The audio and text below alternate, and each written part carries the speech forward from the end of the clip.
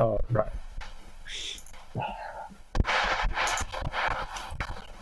I need to get a fucking haircut, dude. It's getting way too long. I like a buzz. I don't know why I'm letting it go this long. We have very similar hairstyles. It's just that mine's black. We do. It's exactly. Actually, we do. We're identical. It's kind of weird. Yeah, man. So thanks for doing this. I'll tell you what I tell all the first-time guests. It's not live. I can edit out anything you want. And if you ever want me to take this episode down, just let me know. Okay. I've never had anyone ask me to take it down.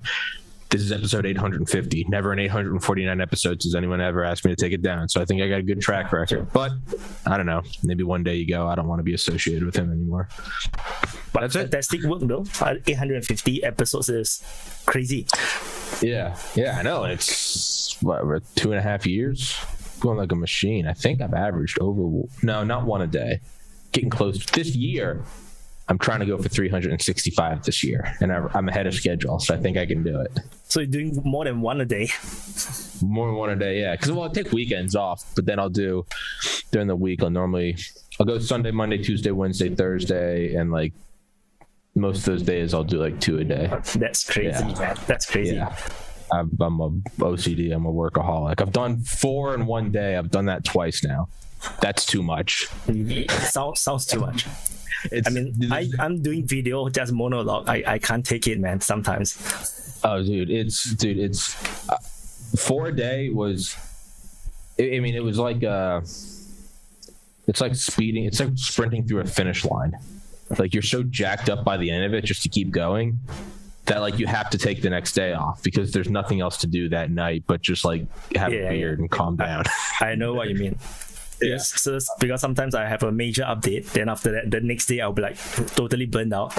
Oh, it's like adrenaline. You're getting going. You gotta get it out now. Gotta get it out. Yeah. You're just kind of like a little wired out, a little bugged out.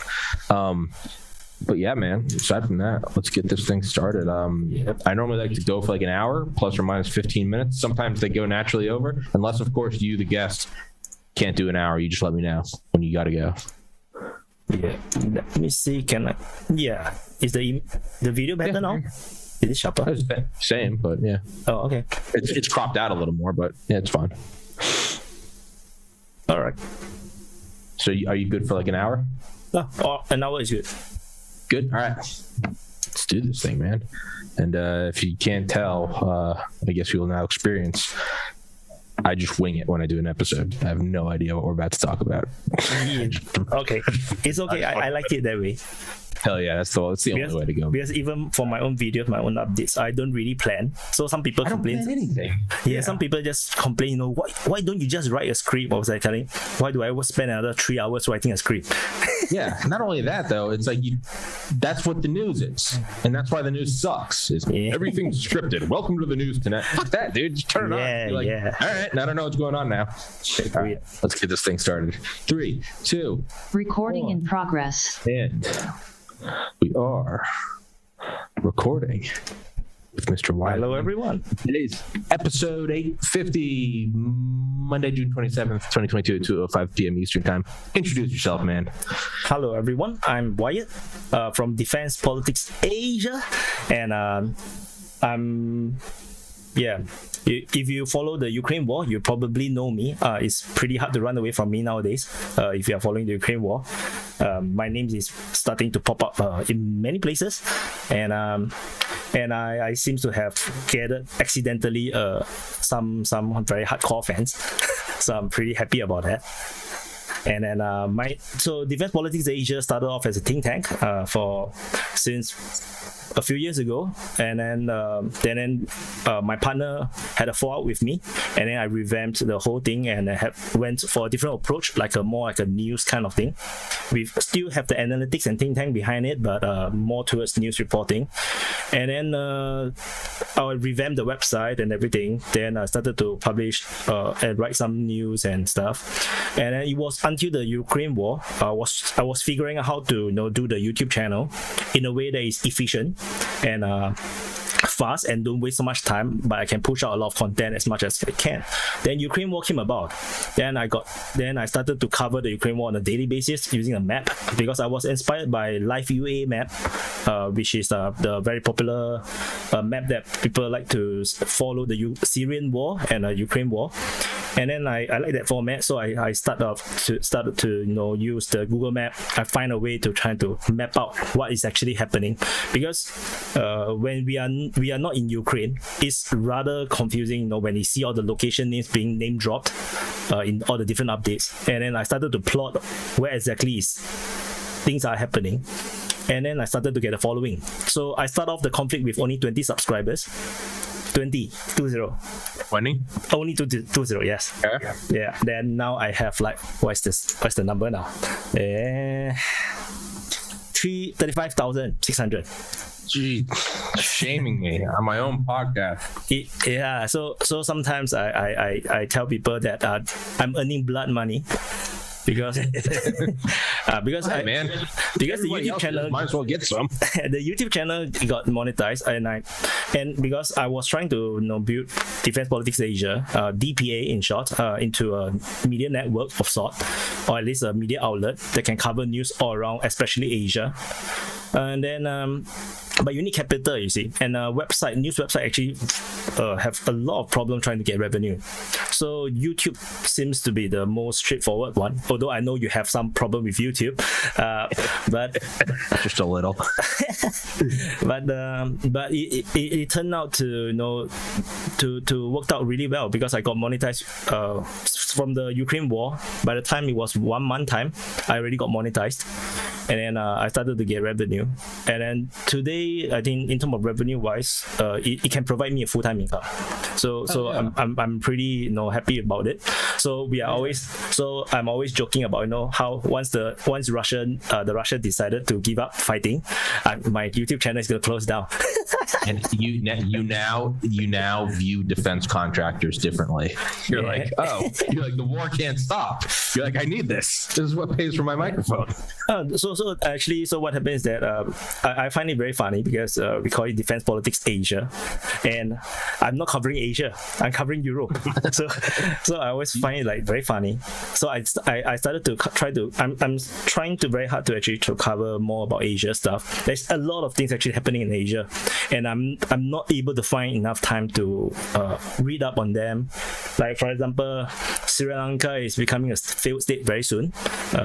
They have no fuel, no money, no nothing, and they have a huge population. And I think I just saw on the news just now that they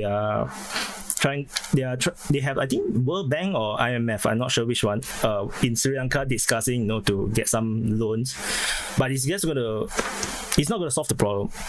That's the problem. The loans are just traps. Hey, as the comedian Ray Kump said, hey, when the IMF and the World Bank come in and give you loans, and you go, how are they ever gonna pay back? Listen, they don't want you to pay it back. They come to you in a couple years and go, listen, we both know you can't pay this. You're not servicing it. How about we just clean the slate, but you give us mining concessions, or you let us destroy your rainforest. Sounds totally like the Ukraine war now, right? Yeah, exactly. Yeah. You see, and you start to see it as like the business that it is. Your country is making a very good deal with land lease. You can just price anything at any price. Like one bullet, $10. Whatever you want. Yeah. What are you gonna do? You gonna say no? Yeah. Exactly. Russia's coming. Yeah. You're not gonna pay for that? Do you want the MRIS? You want the rockets? Per rocket, $10 million. Want some man pads? You want some javelins? Yeah. No? All right. Well, good luck. See you in hell. Exactly. You gotta pay for it, man. Yeah. So and it's very weird that people, the pro-Ukraine crowds are not seeing that, and this problem is now spreading around the world because of the food crisis and fuel crisis coming out from this war, and then you at the same time you have a very bad luck where India have a failed harvest because of drought. There's a heat wave that hit them just before they're going to harvest, so they lost a lot of the potential that they have to feed the world. So now the world is more dependent on Russia even now, and then we have Pakistan going crazy. They just removed a very popular president. So, and then you have China feeling very itchy. You know, they want to scratch that Taiwan back. they're gonna get it too. They're gonna get it's this fall or it's 2030 or whenever. They're gonna go for it. Yeah. So, but that could be also. So, I think that could be also something to do with the internal problem within China. Maybe there's some very serious financial issues within China that we are not seeing. Maybe people in the know, they probably will know better. And wars are usually very good for covering up problems or even eliminating debts. So that is my worry. You see, in China we have the real estate crisis, right, where all the biggest real estate companies are closing down. So those are signals where you can know that something is going very wrong in China. And then that's why you have this escalation of talking about going to war with Taiwan and all the things that are coming up. So I'm very worried because I'm very near to Taiwan. I'm in Singapore. And Southeast Asia, we are not very far away, maybe 4-5 hours flights, 3 hours flight. So, and then if the war breaks out, China is definitely going to capture the rest of the South China Sea, all the islands. Yeah. Then of course, it will get involved with my region, and then my country will be stuck in the middle because we are good friends with both countries. Yeah. So a lot of things happening in Asia, but I only talk about Ukraine. Have you interviewed Gordon Chang? Oh, not yet. I heard of his name a lot, but no, I haven't. I've had him on several times. I think I could probably put you in touch with him if you want, or not. I don't care. Maybe next time. Because the problem now is when I cover the Ukraine war, it takes me 5 hours just to plot everything, to go through all my different sources. I have the pro-Russian sources, mostly in the Telegram, and then I also have the pro-Ukrainian sources, which are mostly on Twitter. So I actually have how many? Maybe almost 100 keywords that I use TweetDeck to monitor, and then I will go through the entire list to track the entire front line to see if anything is happening, because the pro-Russian analysts or the channels may not talk about everything, especially things that are not going well for the Russians. They will not report about it. They'll keep quiet. Then that's where you have to get from the Ukrainians, and then the pro-Ukrainian ones. Then the pro-Ukrainians one will never talk about the success of the pro-Russian, the Russian successes, until they can't hide it. Then you were like, then that happened, It's kind of weird. You have to look at the Russian sources to see what Ukraine's doing. And correct. So that's what I do. So which is why I got a following, is because both sides are actually getting information that they want from me. Yeah. Because if they go to a YouTube channel that is pro-Russian, then it's very hard for them to get the pro-Ukrainian information. Whereas they go to the pro-Ukrainian one, then it's all marshmallows and rainbows and unicorns. So you're the Rothschild bank. Yeah. You're funding both sides of the conflict. Yeah, but so earlier days, because earlier days where there's a lot more Russian successes in the first month or two, then a lot of people just keep commenting that I'm pro-Russian. Nowadays are not bad. I got both sides. You can have in the same comment, you are pro-Russian, then the other one is you're pro-Ukrainian. Yeah. So then you have another comment saying, hey, you got both comments. That means you're doing something right. Exactly. If everybody hates you, you're doing it well. And I'm so jealous that you're still on YouTube and that you got monetized. They never monetized me. They banned me last August. You never got monetized? Even I thought your last count was at 5,000. That's a lot. Yeah, the rule was that you had to break 1,000 subscribers and 4,000 watch hours, and I had broken 5,500 subscribers, and I think I was at like 10,000 watch hours, and they never monetized. And I tried. I kept sending them emails. They wouldn't let me do it, and then I started interviewing Dr. McCullough and Dr. Malone. And they were like, hey, don't do that. And I was like, no. And then the second time, they were like, don't do that. And I was like, no. And the third time, they were like, final warning. And I was like, fuck yourself. And then they were like, you're banned. And I was like, all right, well, Yeah, that wasn't surprising. Yeah, because they did the wrong thing. They should monetize you first. Then you'd be like, no, you have a stake in it. That no, okay, now for the money, right? They should have corrupted me. They should have started paying me that sweet YouTube money, and then would have shut my fat mouth. So now they made the mistake of turning me into a radical. So now I'm so bought by the Americans now. I'm like, it's very funny on Twitter. Because people think that I'm pro-Russian, because I just want people to know to face the reality. Russia is winning and helping Ukraine to give them more weapons and armaments. It's just going to make things worse. For the people of Ukraine, you're not really stopping the Russians. You can't stop them. They are ultimately an army built to fight the NATO. Even though they wouldn't win a conventional war against NATO, but they got nuclear weapons. And just purely on conventional weapons, they should be more than enough to fight Ukraine. So that is the reality. And then of course, so I sometimes I like to troll on Twitter. I like to troll all these pro-Ukrainian people. Then after that, people they would come and say, so how much the Kremlin paid you in rubles? Then I was that's the best comment. That's the best compliment. Then I was getting paid. The best part is I always reply, no, I get US dollars from America. It's the Americans that are paying me. Zelensky pays me well, motherfuckers. Yeah, you gotta think, like, that was the whole purpose behind. That's what Eisenhower saw, that's what Eisenhower saw after Truman, was that's why they wanted a bunch of tactical nukes, because it was cheaper. It was cheaper to keep the Russians at bay, because we knew that we could, but it was going to cost an arm and a leg to match them tank for tanks. And this was like 1950s. Yeah. Tank for tank, plane for plane, everything, right? The whole idea was like, Russia has this massive force. Let's use our technological advancement and try to keep them at bay with tactical nukes. And then, of course, Russia got the nukes. But that being said, that was for the U.S. You can go toe-to-toe with the U.S. Maybe they wouldn't win. But, if LeBron James and Michael Jordan go up against each other and LeBron James loses to Michael Jordan, okay, that doesn't mean LeBron James isn't still going to run a train on the rest of us. So, sure, maybe they couldn't take on 2022 America, but they could still bulldoze Ukraine, which they're doing. Yeah, they're already doing. So what happened is that just for overview for your viewers who don't really understand what it's like, if you play computer games, if you play real-time strategy games, there was always a point in the map that you are fighting very hard. And then the front line may not move, but you're losing. You're losing all your troops. You're sending all the troops, and you're starting to trickling your troops because you are not having enough mass. But the front line will not move. So what we are seeing now is that the front line is moving very slowly. But the moment you run out of enough forces, then they are going up to you 10-1. Then that will be the point where they will just sweep across and go all the way to your base. And that's when you rage quit, right?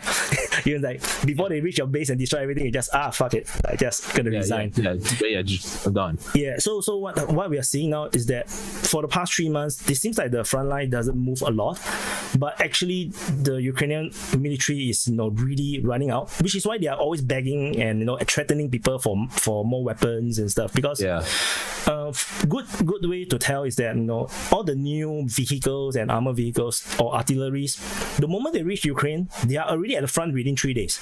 Within 5 days to 3 days, 3 to 5 days, which means that they don't even build a battalion or regiment around all these new weapons.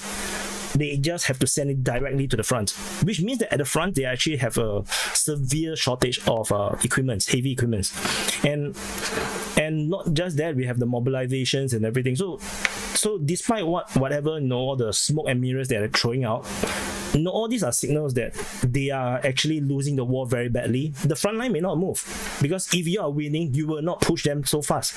You just continue to send your trickle move your units here. I will slowly destroy them. The moment you are unable to bring in more, then I'll move forward. And then that's what we're seeing now. So it's like treading water or something, right? You're treading water. Let's say you're out at sea. You're treading water for 9 hours, 10 hours, 20 hours. It doesn't look like you're losing. You're still above water. Exactly. But the second you've used that last glucose molecule and your muscle seize up, all of a sudden, plummet. Correct. But it happens but it happens like that, so it looks like it's overnight. So we're keeping, it's like stimulus checks or something. We're artificially we're pushing this thing forward. We're pushing this thing forward. And all of a sudden, it's exactly just like the financial system, right? So every time you see that, all the big banks and all the financial analysts will say the same thing. You see, the fundamentals are strong. The stocks are high. Then the crash is always suddenly. Why does it always happen on like one? It's always like a black. Oh, we're shocked. But then 1 week or 2 weeks ago, they already sold everything. They will tell you that everything is strong. You should buy now. Then while you're buying, they're selling. Then after that, when it happens, they're like, oh no, what the hell? Why it happened? We didn't know. I feel like killing myself. But then they were actually laughing at home. Bullshit. They're running home with all their money. Yeah. So it does seem like. Did you ever read the book World War Z? What was zombies? Not zombies. I heard about it. I heard about this book, but I haven't read. I don't have time to read anything nowadays. I didn't. I read this in 2009, so I don't have time to either. But it's one of it's probably the best fiction book I've ever read, and it's kind of eerie because it actually kind of plays out much like COVID played out in terms of just because what World War Z was, it wasn't like your normal zombie movie. It was about it was written from the standpoint of what happened over the world, how do nations change, how did the economy crash, how did the militaries move around, how do civilians. So it was actually it was less about zombies eating your brains. It was more about how the world changed. And but there was one thing that the U.S. military did, and obviously it's a fictional book, but they were we're gonna burn in hell for this, because what they would do is, so they had their bunkers where the VIPs, the generals, all of them were, and they're good. They're from the Cold War. They have this shit right. They can stay underground for 1,000 years, but they would find these enclaves of humanity. Maybe a walled off town or something where people would make these makeshift, almost medieval forts, and what they would do was they would every once in a while they'd go airdrop water, MREs, a bunch of ammo, medicine, and they would drop pamphlets saying we're not going to forget you, Uncle Sam's going to save you. But what they were doing was they were keeping those enclaves alive, because the zombies would always go there instead of to the bunkers. And they said, we're going to burn in hell for this because we're keeping them alive. And I can't help but think that's Ukraine. Yeah. We're hey, we don't want Russia coming to our shores. Say, Ukraine, here's some javelins. Here's $40 billion. What do you need? Here it is. And meanwhile, we're at home sitting fat and happy and safe. Yeah. And the best part is Russia didn't even wanted this war. No, they don't want. Why would they want to mess up their things? They were doing really well before the entire Euromaidan. They were doing very well because of the Euromaidan. Because they had to secure the Sevastopol port in Crimea. They have no choice. They have to go in because they know that whoever they are overthrowing, who is taking over after the overthrow of the president, is going to be utterly pro-West. So they have no choice. They have to capture. If not, then if they enter Crimea after everything has come down, then it will be like a declaration of war. Then it will be like a totally different thing. It will be more like what is happening now. So I think that's why the Russians, while they are having anarchy, right, they just take over Crimea. But we are also seeing that the Baltic states are similar. So because Ukraine is running out of soldiers and the populations are losing the will to fight, a lot of these civilians, they are mobilized, they are untrained. I heard one of them was one of the POW said that he only shot 2 times range live bullet, 12 bullets each. That means he went for live firing, 12 bullets twice. That's it. That's their training. And then they go to the front. Jesus. I fired more rounds in my conscription, my national service. In my first live firing session, I shot more than that. So it's quite scary to hear this. Of course, we can say that it might be misinformation, but I think it might have some ground given how the trend of the war is going. They really don't have time to waste bullets. They really don't have time to do training. And because in Singapore we have conscription, so everyone go through 2 years of service at least. I went through 6 because I was a professional soldier. Then, but our basic military training is 3 months.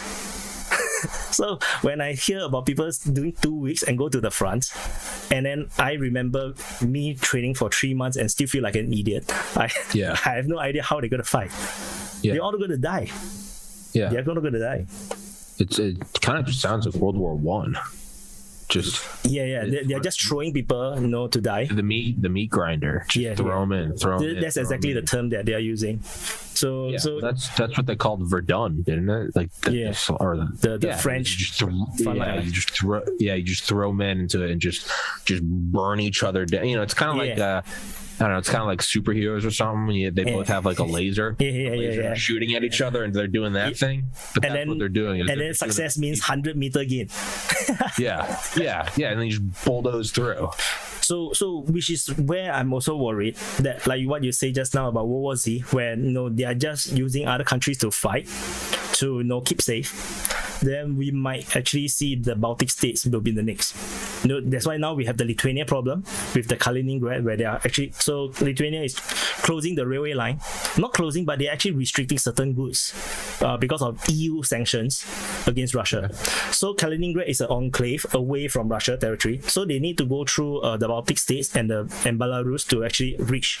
So the railway have to go through Lithuania, and then Lithuania is saying that we are going to apply the EU sanctions, and then certain kind of goods will not be able to go through to Kaliningrad. However, the number of goods, including construction materials, everything, is 50% of all the goods they're going to go through by train. And then now the Russia and Belarus is like declaring that this is utterly unacceptable and everything.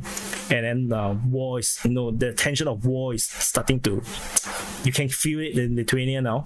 So the Lithuania, half of them is like supportive, so half of them are freaking out. So one of the comments told me who is from Lithuania. So so that's the danger, you see, because if Ukraine is falling, then NATO, if they have this warp mindset that Russia is actually, like what they say, trying to expand, then they might actually sacrifice away the Baltic states, as another front line, just to keep, the Russians away. I'm not sure if that will happen. I hope not. Yeah. So it's a scary time nowadays. How much longer do you see this going on in Ukraine? Because we're talking about how it's inflation. It's kind of fake. It's like all these things, like the stock market crash, it eventually crashes. It should crash. Water. It should crash multiple days. A few years ago, man. It's still not crashed. So I'm very, very worried. Typically they have this idea, they have this concept that every 7 years you have some kind of recession. So because the market need to correct itself. We are way overdue.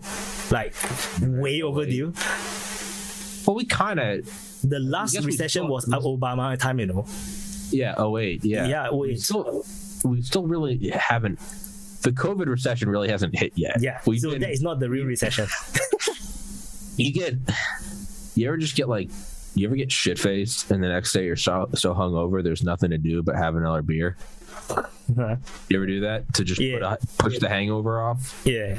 And then and then you get fucked up the second day, and the third day you wake up, and there's that moment where you go, I can have another beer, but you go, the hangover's coming. I have to pay the bill. Like, it's coming. And there's really, I always just white knuckle it and I go, here we go. I get terrible anxiety and I just lay in bed and it goes away. Yeah. But that's kind of where we are now. Like, COVID was, we got shit faced. And the next morning, we all had margaritas in the form of stimulus checks. $1 trillion. And now the third morning, we woke up, and instead of going sober, we went, fuck it, we're going to go to war. Now we're waking up on the fourth morning, and it's like, dude, we're going to have to go to a hospital and get some intravenous Valium, or we're going to die. Yeah. But what we've been doing really since World War II is we just keep waking up and having another beer, hoping that, I don't know, as long as the beer doesn't run out, we're good. Yeah, and then the US stock market is still on all-time high. It's keep going up. Even during Trump time, even the COVID time. Like, how could that be reality? It doesn't make sense. No. Then remember, we have during the COVID type crisis. The oil is free. Every barrel is they'll give you money to take the barrel. Yeah. Then now you have to pay the bills now.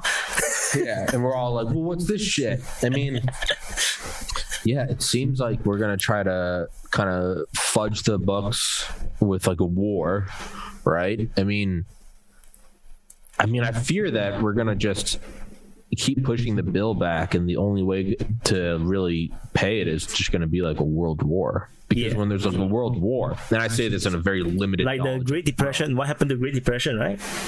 Because World War II saved USA from the Great Depression. 100%. Defense Production Act. Get everyone going. All the men, you're going to war. All the kids, you're collecting cans and scrap metal. All the women, you're making shells and gas masks. Yeah. And then there's no one to pay back because you killed them all. and then we have the 50s. And it's good. Right? And the best part is, this is exactly what I mentioned about China as well.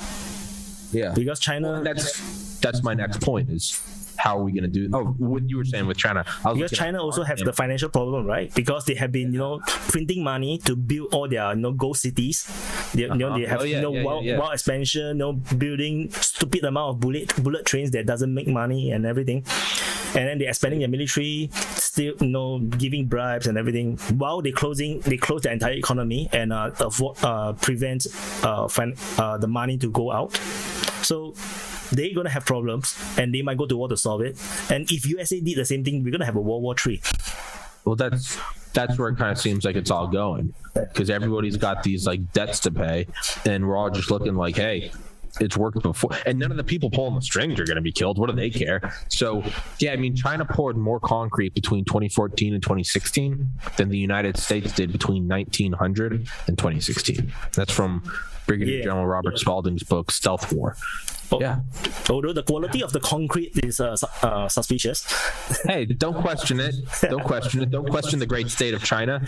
Our concrete is good. Our concrete #1. That's what it is, man. But we kind of are at this point where it's like, I mean, what are we now? Like $32 trillion in debt. And I mean, we've got like $2 quadrillion in derivatives and unfunded liabilities. Yeah. I mean, come on. Everybody's out of work. We have no manufacturing base. Yeah, they take Taiwan. We're going to have no microchips. Yeah. What's going to happen is we're going to go sitting around and go, we have all these problems, but we've also got a $10 trillion war machine. How are we ever going to solve this problem? We're going to go bulldoze the world. It's so clear. Yeah. Luckily, I'm 31. I think I'm over the draft age. So I think I'm good. I will be part of the propaganda network. I've got the flag. I'm a white guy. I'll be part of the propaganda. I'll spread the propaganda. You tell me what you need, Uncle Sam. But yeah, I think World War III is probably... But it's weird because unlike World War II,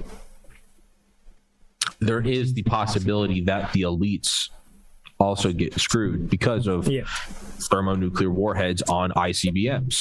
Yep. So that wasn't a possibility in World War II. I mean, it literally ended when we got the fission bomb, but... Yep.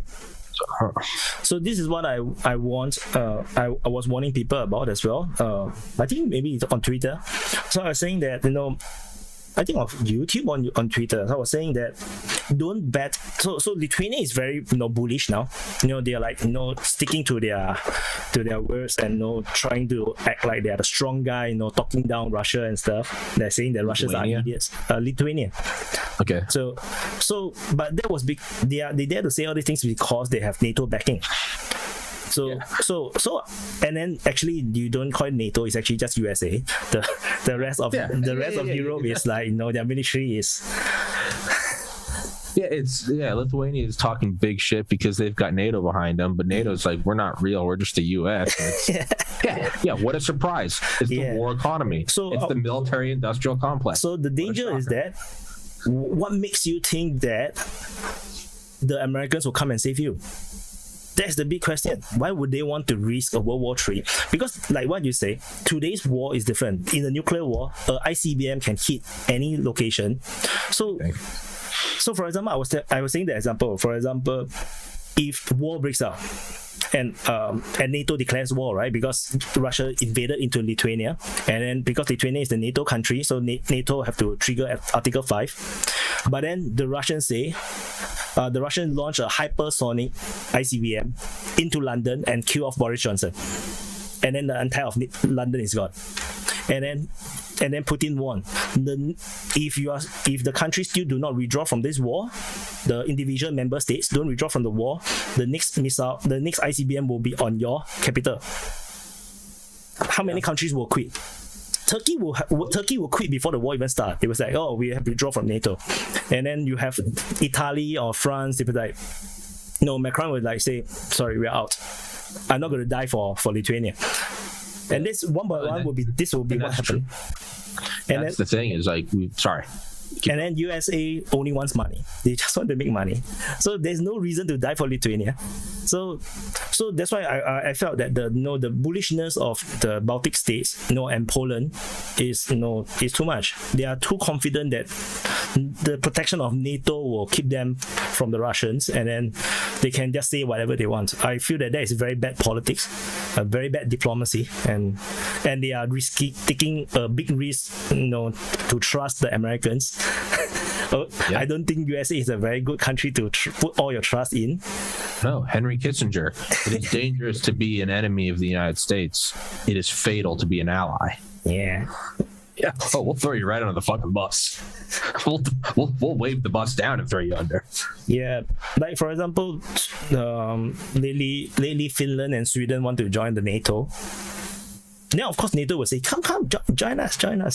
But what do you think NATO want you to join? They want you to be the front line so that the war does not go to Germany, the war doesn't reach France, so that you be the front line, the Russian soldiers will die there in your country with your people. That is the reason why they want you to be there. Same thing as Turkey. And Turkey, but the thing about Turkey is that they know it very well. So that's why I say Turkey, in any case of a NATO war, Turkey will be the first one to say, sorry, we will quit NATO. We will be neutral.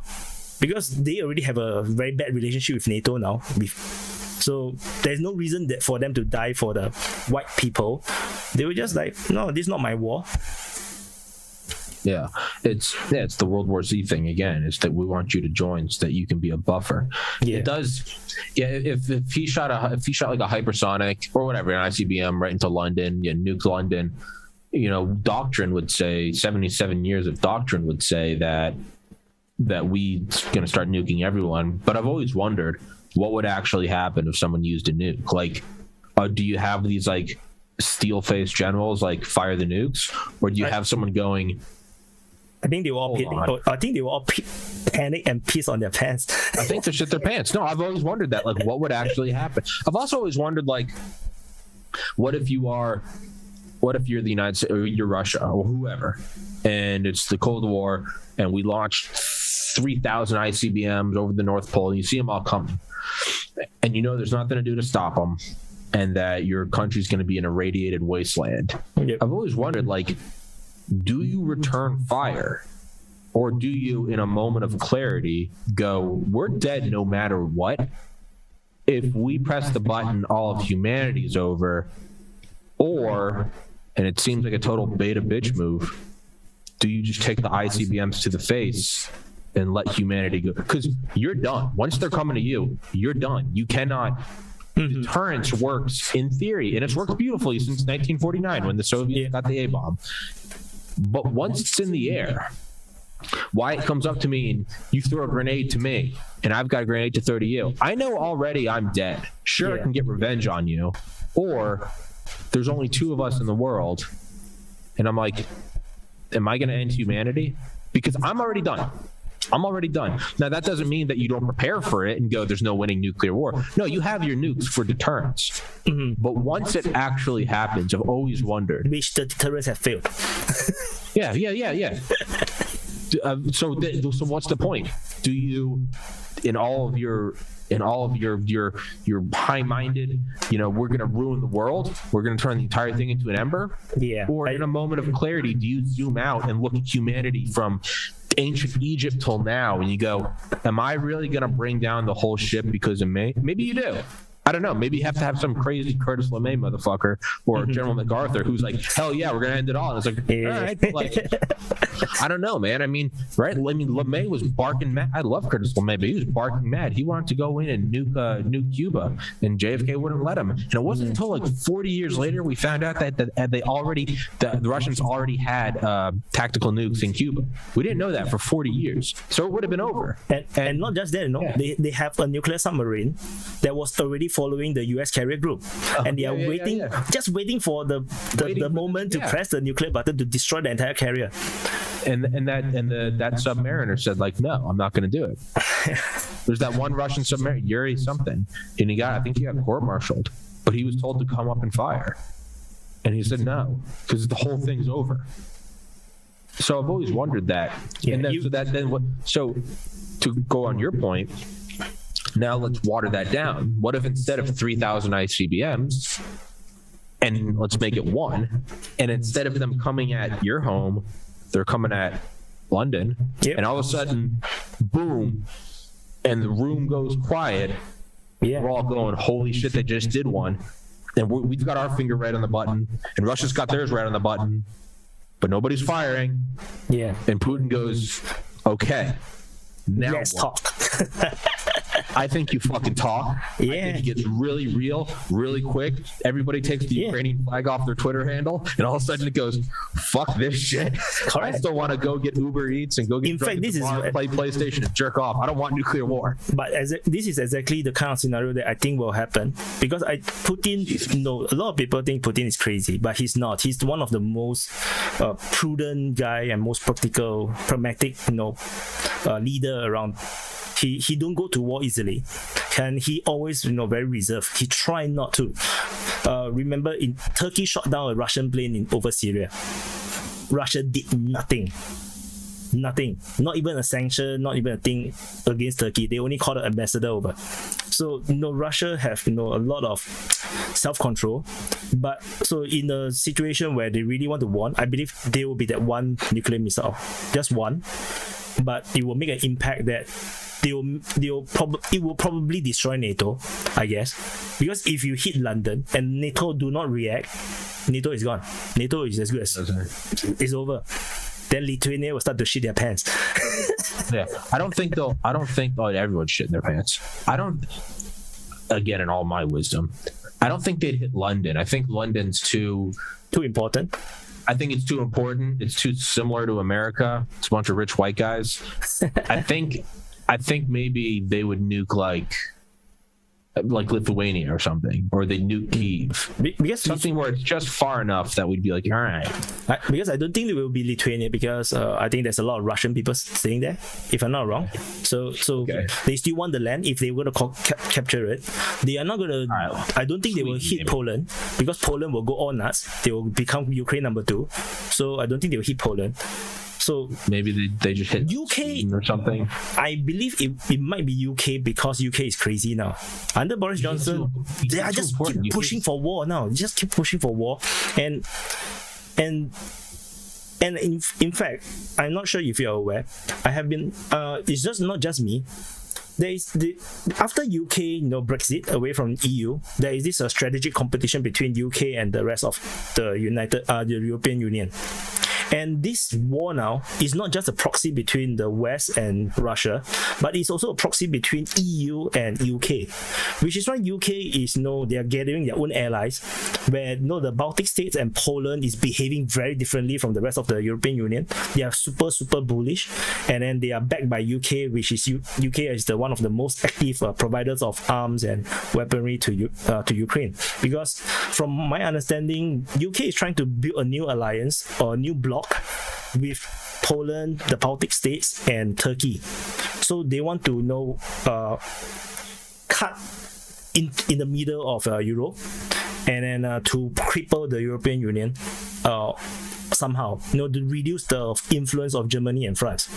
Which is why Macron is continuously trying to talk to Putin all the time. They're always, Macron is always calling Putin, trying to explain, trying to maybe talk and then discuss what's happening. Whereas, Boris Johnson will be like going to Kiev, saying hello to the Kiev folks, and then saying we'll give you everything, we are brothers and whatnot. And Poland is doing the same thing as well. So Poland is just as bullish. They just can't wait to go to war with Russia. So I suspect there might be that undercurrent that on the west side, in the west, is not exactly one collective, but there's actually 2 factions. In fact, 3 factions, because USA is on their own, America is on their own. Then you have the Germany, France-led European Union, and then you have UK on their own, doing their own thing.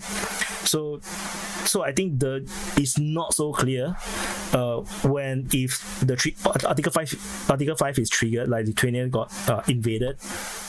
then what would they do?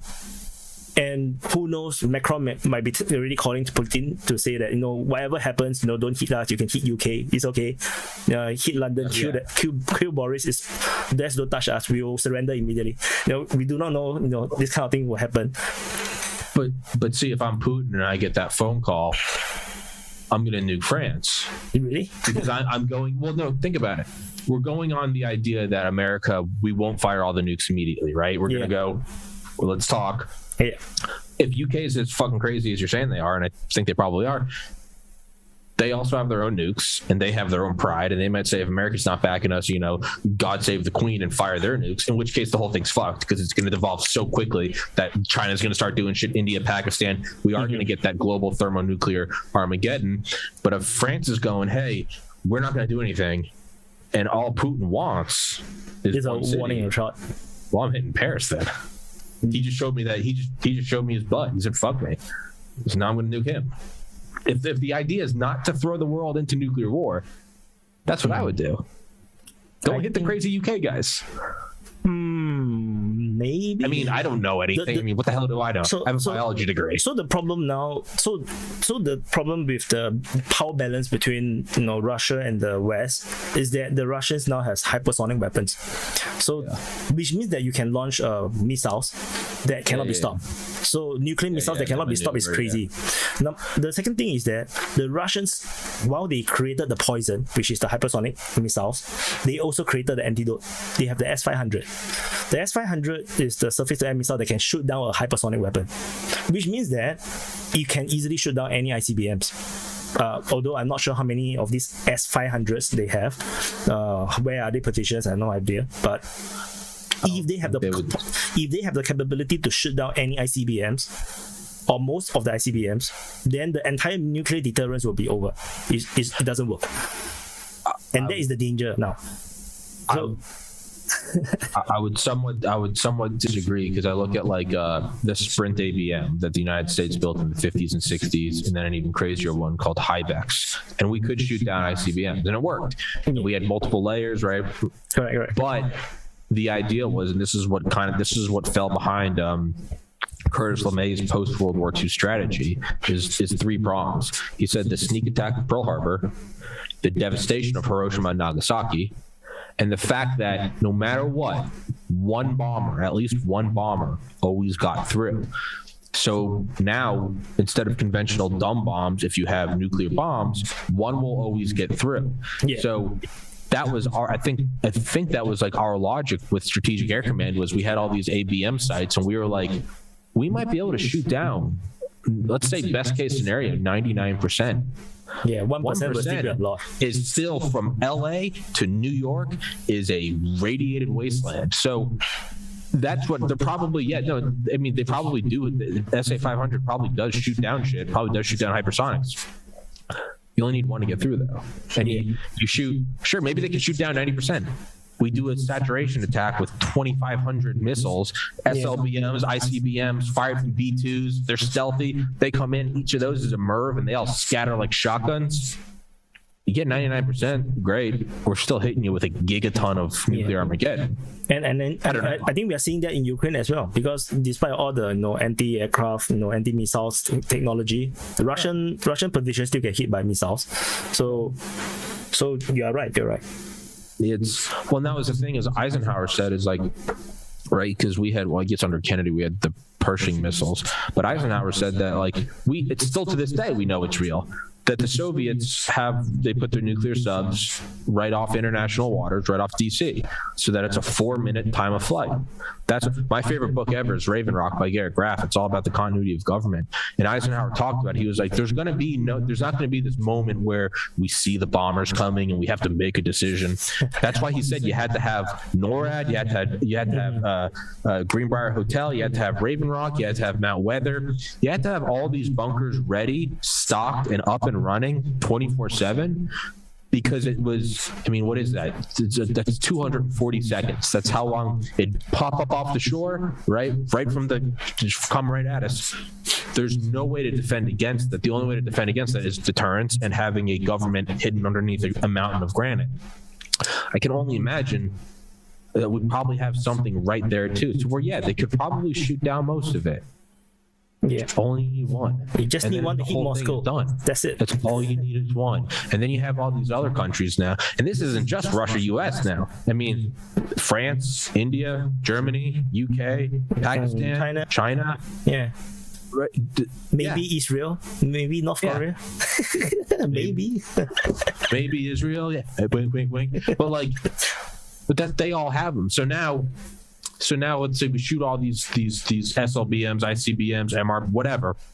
And let's say Russia's zapping them down left and right, and maybe the US, maybe we do have some sort of Star Wars system, and we're zapping them left and right. But you have all these other countries, and they're using their own kind of like gauging the world, but they still see a flash in New York, a flash in Moscow, a flash in Tokyo. It's over. They're not going, let's wait for it to calm down. They're all going, fire the missiles, eat shit. Like, so I think you would have to only do one. You'd have to do a hypersonic. I would, honestly, if I were them, I would go for I would go for Ukraine. That's what I would do. I would go for Ukraine because there's sort of this public acceptance that just hit Kiev, right? Ukraine. Yeah, just hit Kiev. Hit Ukraine. Pull your guys out, or have some sacrificial guys, whatever. I don't know, but hit them. Not even in a special spot, and do a tac nuke. Do 5 kilotons. Do a little baby nuke. Just a little bit nuke. Just a tip, and then that's how you get everyone. I think if you hit London, I think that's game over, man. Mm-hmm. I think that's fucking game over. But that was just my example. So I do not know what I'm pinning you down on London. I'm God damn it, Wyatt, we can't hit London. Disclaimer: I didn't say that they will hit London. I'm just saying that as an example, if the Russians decided to use a nuke as a warning, then NATO will collapse really fast. That's my gut feeling, you see, because who dare to take the risk? Who dare to take the risk? Because all the leaders, all the rich and elites, they want to protect their own interests. What's the point of going stand up and then you die? Then there's no point doing all these things, right? So I believe they will protect their own self-interest, and then they will Baltic states, bye-bye, you can go and die, it's okay. Oh yeah, no, it'll get really real really quick, and people will see that NATO is just an idea on paper. We'll see. The best part is Joe Biden said, What? No. If Putin nukes London, Biden will nuke London. So fucking, I mean, dude, that might be the only response. That's how you fuck with Putin. Putin nukes London and goes, let's talk. And we nuke London and go, let's talk. We'll do toe-to-toe with you. Putin's like, what the fuck was that? Biden nukes Detroit and he's like, I'll kill my own men. That's what you do, is you nuke fucking Detroit. You kill 10 million, I can kill 20. That's what you do. Maybe that's the only way out of this, is we go to Putin and go, hey, maybe we both just pummel the shit out of Ukraine and we'll split it up just like Germany in the Cold War. Yeah. In fact, there's a lot of people saying this. East-West Ukraine, East-West Kyiv. Yeah. It'll be great. There's actually, some people are, talking about as well that Poland is eyeing their old territory, in Lviv, on the western side of Ukraine. Which is why, they are getting very interested, which is why also Belarus is, getting very tense. That's why they created an entire new command, and then they're going to recruit more soldiers into the army to for this southern command that is to the border of Ukraine. So they want Poland, if your troops go in, we will go in. So which is why Poland don't dare to enter Ukraine just yet, because they can always go in and say we are peacekeepers. The common phrase, they always like to use peacekeepers, but the Belarusian basically tell them, if Polish troop enter, we will go to war. So which is why there is still this balance there. There is things are still relatively safe in Western Ukraine. As long as you are not near any military installations, you'll be safe. You know what might be an option? Because there hasn't been an above ground nuclear test since 1963, I think, or is it 73? There hasn't been an above ground test since then. What if Russia did an above ground test, just like we used to do them in Nevada? But if they just did a test, a very open test. They know the satellites are watching. What if they did an above ground test? It'd be the first atmospheric nuclear explosion in, well over 50 years. That might be something. Maybe. But that's so North Korean. What? That's so North Korean. That's what the North Koreans will do. It's like, no, we are not in the headlines. We need to turn their heads. We cannot forget about North Korea. Let's do a missile test. Yeah, North Korea would get involved. They'd fuck it all up. North Korea would nuke Beijing. It'll be over. Yeah, that's the thing. That would be funny. That would be so funny. It would be hilarious. Let's be honest. If there is a global thermonuclear exchange for 30 minutes, it will be kind of funny. Yeah. And actually, it's my personal belief that North Korea isn't afraid of South Korea. They are afraid of China way more than South Korea. Oh yeah. Do you remember the peace summit, the North Korean summit between Trump and Kim Jong-un? Yeah. So they were, I believe Kim Jong-un was trying very hard with Trump to kick China out of this peace talk. So they have all this drama about we're gonna meet in Singapore. Then no, we're not gonna meet in Singapore. We're gonna meet in Singapore. So because originally they decided to meet in Singapore, then the China say that we must be in this talk. Then after that for some stupid reason, then Trump came out and say some crazy stuff about the North Koreans breaking their promises or whatever. Then they say the meeting is cancelled. That actually have a real impact, in Singapore. We just suddenly cancelled everything, because we already doing all the preparation in Singapore for the meeting. Then suddenly Trump just said we are not meeting anymore. Then we cancelled everything. We started to dismantle the stuff. And then after that, I think 1 week before the meeting, then suddenly Trump and Kim Jong-un say, the meeting will go on. Then in Singapore we rush and we prepared everything again. That was hilarious in Singapore. Then finally they met because they decided to cancel, so the Chinese cannot invite the Chinese anymore. Then in the very last minute they decided to meet again. They don't have to invite the Chinese. So they met individually between North Korea and US only, without China involved.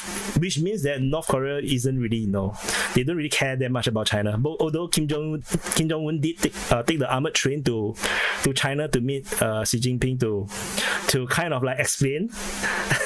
He's like, what the fuck are you doing? Yeah, you called it. Yeah, it's like getting in trouble with your dad. Yeah, at that time I was speculating. Maybe they have decided to open some American military base in North Korea. Oh gee, good Lord in heaven! Can you imagine if we had a forward operating bases in North Korea? Yeah, imagine the deal is okay. We are North Korea. We'll eliminate our nuclear weapons, but United States must guarantee our independence, our security. So you must open U.S. military base in North Korea. That will go crazy in China, man. China will like. What if North Korea joined NATO? But that's not in the North Atlantic, though. I know. None of it matters. Nothing. The North Korean NATO and NATO. That's what it'd be. But I was really suspecting that could happen, and I suspect Trump might be trying to do that because that's very Trumpish, the kind of thing to do. But I think he did not manage to convince Kim Jong-un to give up the nuclear weapons. I think that's the main problem. So the entire talk collapsed. I don't think you can. I think giving up nuclear weapons is probably the dumbest thing a nation can do. It's your only form of real sovereignty. Just like we're saying NATO is an idea on paper, but you nuke London, NATO does nothing, and you realize it is nothing. A nuclear weapon is your only form of sovereignty, not just because you have a couple. Sure, a couple wouldn't destroy the U.S. You don't need to destroy the U.S. You just got to trigger a global war. And that's deterrent. So if you're a little nation in the middle of nowhere, but you got some nukes, you have the ability theoretically to take down the world by simply just, I don't know, selling them to terrorists or something. So getting rid of I don't really blame them. Why would you want to get rid of your nukes? Well, you can't trust us. You cannot trust the U.S. Well, fuck you. But it was I was thinking about it because it feels like a very good deal. you give up your nuclear weapons, you got US security, and then they lift all your sanctions. You're not going to starve, and then Kim Jong Un can play on Steam. So you still can play his computer games. So I think sounds like a very good deal. Just imagine Trump sitting there with a laptop, and he's like, "Listen, we're gonna take away your enriched uranium. Have you thought about playing World of Warcraft on Steam? It's very good." I don't know, man. I don't know. Hold on. Hey, I gotta go to the bathroom real quick. Can you tell everybody where to find you? Like your social media and shit. Tell everybody where to find you. Okay. So, hello everyone. This is Wyatt from Defense Politics Asia, and you can find the Defense Politics Asia website at defensepoliticsasia.com. You can also go to the YouTube channel, which I highly encourage you to feed me at youtube.com/defensepoliticsasia, and you can also follow me or Defense Politics Asia on Twitter, on Telegram. You can just go to the YouTube channel to find all the links. We are on Facebook. We have a Discord channel, and I also have plans to have more channels and do some computer gaming as well. And what else? I have my own YouTube channel called Walking Problem. The common bet with Walking Problem. It's only 400 over subs, so not a lot. I have been doing videos on US politics and some other Singapore related stuff for around a year. I have over 100 over videos there, but I didn't really have that kind of subs. But you can follow me there. Walking Problem. Walking Problem have a lot more channels. I have Gap, Parler, Getter, everything, but that's separately from Defense Politics Asia. That's my personal ones. Yeah. I know I said I'd only keep you for an hour, and I know it's 3 a.m. your time. I can keep talking for a bit if you want to. Yeah, I can still talk a bit more. Okay. All right. So I was thinking, like, kind of just like we're talking about, like, the economy, and so the economy is strong, the fundamentals are there, and then it falls upside down. Everyone's like, how did it happen? We also always kind of have these worst case predictions that don't necessarily come true. Like I remember in like 2012, there was this like idea of Operation Jade Helm, and they were getting FEMA camps ready, and there are all these pictures of trains, and a lot of people on like Reddit were sure that like, oh shit, Obama's going to start, he's going to cancel the elections, and then he won the election in 2012, and then he left peacefully in 2016. Trump comes in. Oh, there's gonna be civil war if Hillary doesn't get in. We're gonna have war with Trump. They're gonna find out he's a Russian agent, and then nothing happens. Oh, yeah. COVID's here. COVID's a bioweapon. The U.S. will respond in turn. Not really. And so, just like we often say things are much better than they are, and then they all of a sudden they go belly up. The inverse is that there's also constant predictions of how things are going to escalate into World War III. Mm-hmm. Is this something that, now granted it's real, it's not theoretical. I mean, Russia and Ukraine are fighting. It's very different than just a theory. But it also might be something where in 10 years we look back and remember when we were so certain that was going to turn to World War? Like, could it just fizzle out like an Iraq war? Maybe it goes for 20 years. Mm-hmm. Is there a chance of that? Or is it too overt that the U.S. is clearly using Ukraine as a proxy? I mean, General Nakazone came out like 3 weeks ago and said that the NSA was doing active operations against Russia, which for us, we say that a cyber attack is an act of war. Does this escalate to World War III? Or is this something that could it, one, just kind of go on like a Vietnam or an Iraq war? Or two, could it kind of like faux escalate into a Cold War again that just lasts for 50 years? What do you think? I think the Cold War very unlikely to work out because the world needs Russia too much in terms of the natural resources. So it's just not practical. EU is already struggling economically against the United States. After Trump's tax cut, EU is struggling so hard because USA suddenly becomes so competitive, and then you have UK leaving, and UK will be actively fighting against EU economically. So they were depending on Russia, which is why they are so unwilling to cut the gas, because that's their competitive edge. You see, that is the cheap gas is their competitive. It's the YouTube monetization. they're keeping them on the dole. So I don't think. I think Russia. Okay, my personal feeling is that Russia will come out of this war stronger than ever before. And in terms of status, in terms of the influence, even economically, they will be stronger than ever before. Since they left USSR. So that's my opinion, which is why I was very against my country's sanctioning of Russia, because I think that is so short-sighted, because there is no way Russia is going to lose the war anyway. So then I think the chances of going to World War III is not that high. Ultimately, because Putin is, like I say, he's a very prudent guy. He's not Hitler, put it that way. Hitler is more, he's very impulsive. Putin is not this kind of person, which is why I think he will be extremely prudent and try his best not to go to war at all. He will try to put pressure, which is why maybe he's now using the gas cards to remind the Europeans, hello, you are not facing reality. That could be the case, because Ukraine war doesn't start suddenly. It's an escalation, over years. The Europeans themselves, NATO themselves, even the Ukrainians themselves did not believe the Russians would invade, because the Russians have been gathering troops around Ukraine for years, for the past few years. Every year we have this. Russia is getting troops around Ukraine and they want to invade, and after that nothing will happen. So, which is why I believe that no one thought that the Russians would actually invade Ukraine.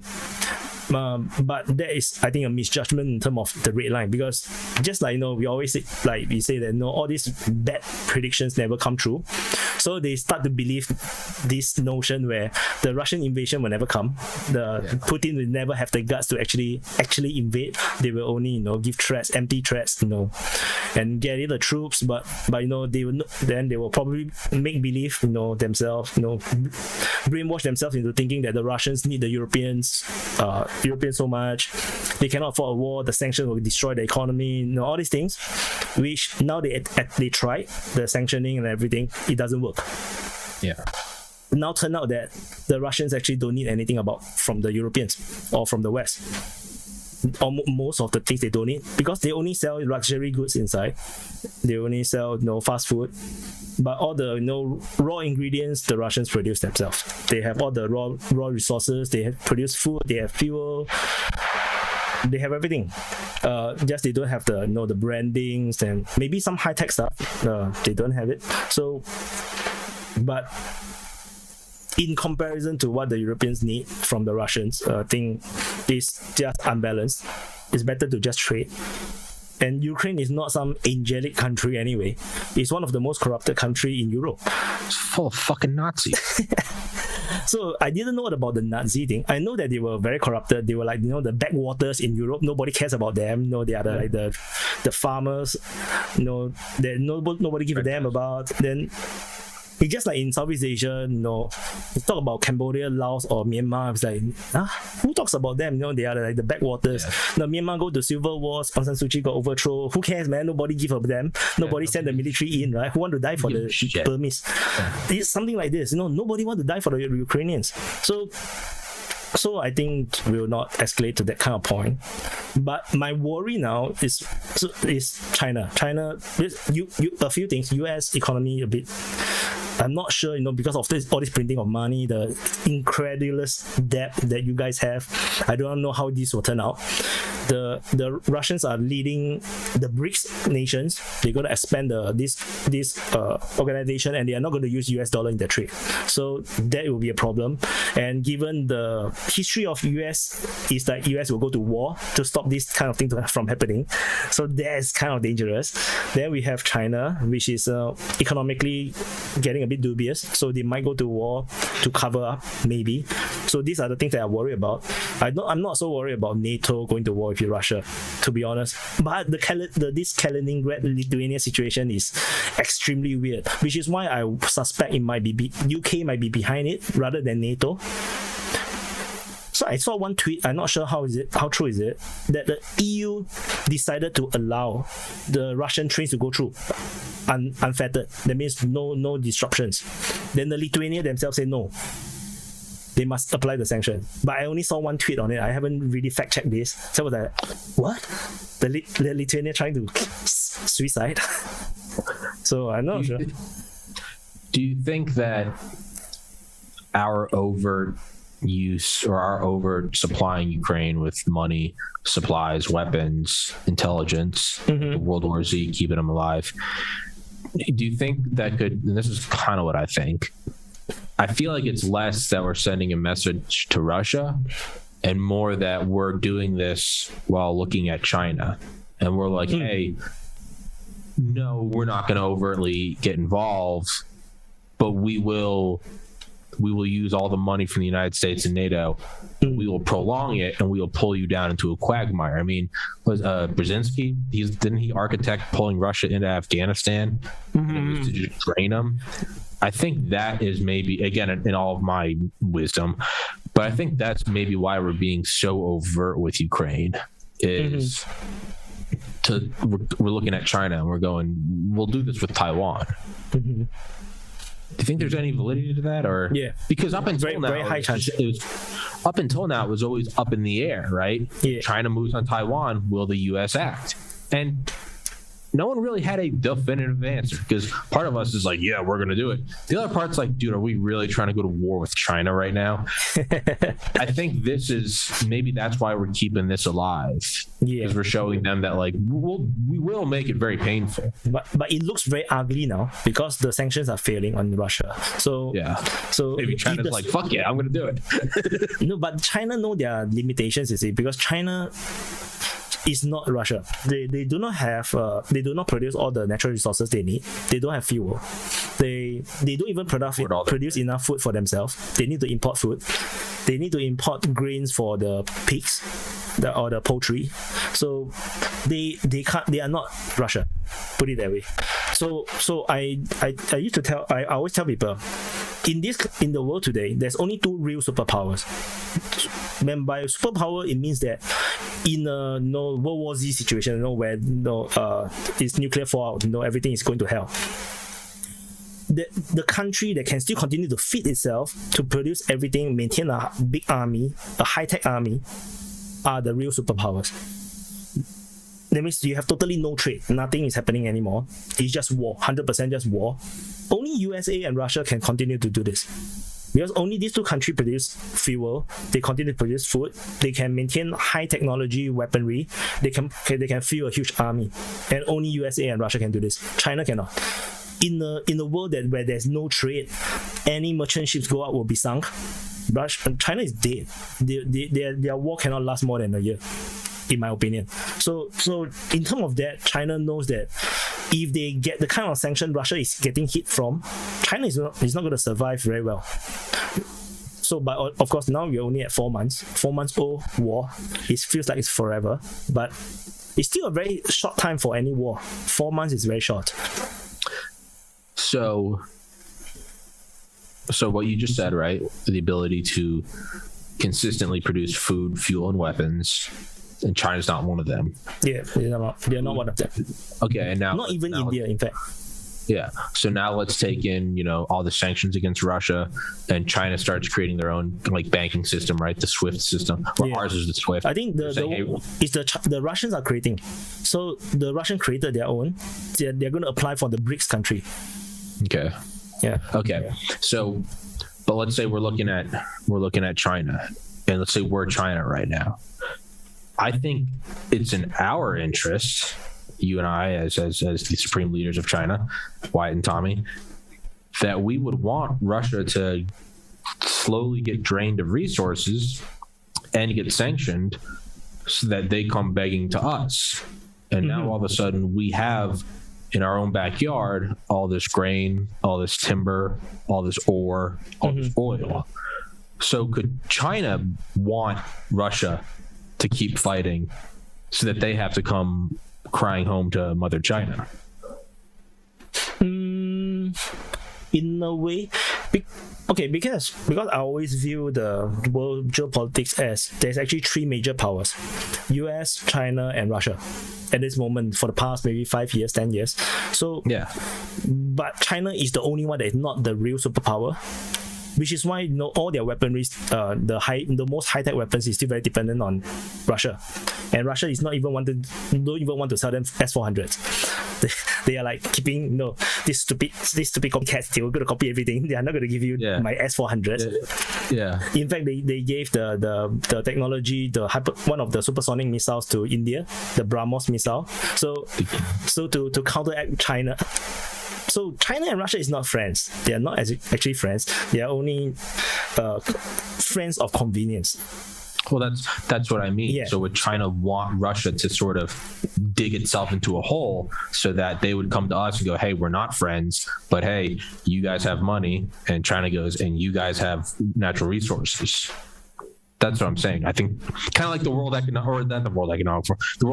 IMF, right? Mm-hmm. Give you these loans, you can't pay them back. Hey, don't worry, just give us some shit. That's what I think is because they're not friends, it is of convenience. China wants Russia to go into the hole, and then China lends them a hand. But Russia isn't going to the hole. That's the problem now, because they are a superpower. That's the point. So you see, that's my point. Russia is. Okay, I got you. Because they are the superpower, there is no way you can grind Russia into the hole, because they can produce everything. China can go into the hole all by their own. You don't need to do anything. They just screw up themselves. They're going to the hole. So China likes the current situation because it pushes Russia to their side, and then that secures them more. Because in any war that's going to happen, Russia is going to stand on one side and just watch. They're not going to get involved with China. It's not like North Korea situation, because that one was a communist against the capitalist war. So that's a different kind of war. But now it's like, if China go to war for Taiwan or whatever reason with USA, Russia is just going to see one side and just eat popcorns and just well done, man. My two worst enemies are fighting each other, which is what Chinese is doing now. They are just eating popcorns and the West and Russia is draining themselves out. Just that Russia is not draining themselves out. That's the thing. So, and then I think for China, they are definitely very aware, because they are very smart people. It's just that they are trying to make things work in a very broken system. So they are just forcing things through, but they are very smart people. So that is the danger. US is very smart as well. The problem with US is the election cycle is too short. So you don't plan long term. In China, because they are just one party, they can plan very long term. But it still depends on the leader. Well, we have the elections that are every 4 years, but I mean, I think it's becoming more and more apparent to me that there is a long-term party, and it's the military-industrial complex, and they're unelected. They look at the shit decades out. They don't give a shit, Democrat or Republican. I mean, Biden comes in and signs a bigger defense budget than Trump. I mean, come on now. Everything else is abortion and COVID and blah blah blah. He comes in and signs $777 billion, outdoing Trump, and Trump outdid Obama, and Obama outdid Bush, and inflation. None of it matters, man. It's the military-industrial complex runs this shit. So now, does this escalate to space, the highest frontier, right? The creation of Space Force. We had Space Command before that. Does this go to space? Because not that yet. Is, I think not yet. I think not yet. Until China start to build a base on the moon, I think then we might probably see something. I think satellite fighting between satellites, I think that could happen in a World War situation. Without a World War situation, I don't think people will sacrifice their satellites. Yeah, that's another thing. Is it's much like nuclear weapons. You can kind of fuck the whole system, right? Because you only need to shoot down one or two satellites, and then it turns into a debris field, which wipes out others and expands, and then the whole thing is done. Yeah, then Uber will not work anymore. Never. And then that's how you get a bunch of white people in the United States concerned. You can't take Uber anywhere. But I think with the creation of Space Force and then the X-37B, the unmanned space shuttle, which can stay up there for 700 days, I think we're preparing for that. Yes, that's what I think. I think that's the brilliant part about Trump. I think he really, did the right things for you guys. I like Trump a lot. I'm a Trump supporter. So I love Trump. I think that's probably why I'm not on YouTube. Yeah, I just bought this book. I have no time to read. In Trump, Peter Navarro. Yeah. I haven't read that. I want to. I have it on Audible. I saw this book. I saw the promo, so I immediately bought it. But I didn't have a chance to read. It's sitting there for half a year already. So do you use Audible? Sorry, Audible. Do you use Audible? No, I don't use it. You gotta use Audible, man. Here, dude. So I listen to like an audiobook a week on Audible, and I only listen for 2 hours a day. I put it at 2x speed. As soon as I wake up, I turn it on. I listen to it. I mean, literally, alarm goes off, turn it on. I make my bed. I fucking do the dishes. I go to the gym, half hour at the gym, come back, I get ready for the podcast, shower, change everything, and then I turn it off. And it's about 2 hours. And if you listen at 2x speed, it's 4 hours. I only do a little bit every day, and I do it while I'm doing other shit, because whenever I try to sit down and read, I can't pay attention for more than 5 minutes. So by doing this, I've listened to it since I started tracking it last August. I've listened to 56 like historical books in the last year. Wow. That's what you got to do, man. So like right now I'm listening to a book on the NSA. Yeah, I'm a bit low tech when it comes to book reading. And China. Chosen for Rylight's ground station was a godforsaken mantiver at the center of Australia. I'm a bit low tech. So what I do is that when I'm working, I do listen to podcasts. Usually I listen to Teamcast. So I like to listen to Timpo because it get me some sense of what's happening in the US, and he's very neutral. Then sometimes Jordan Peterson and stuff, the artist, I have his book also. Whoops, sorry.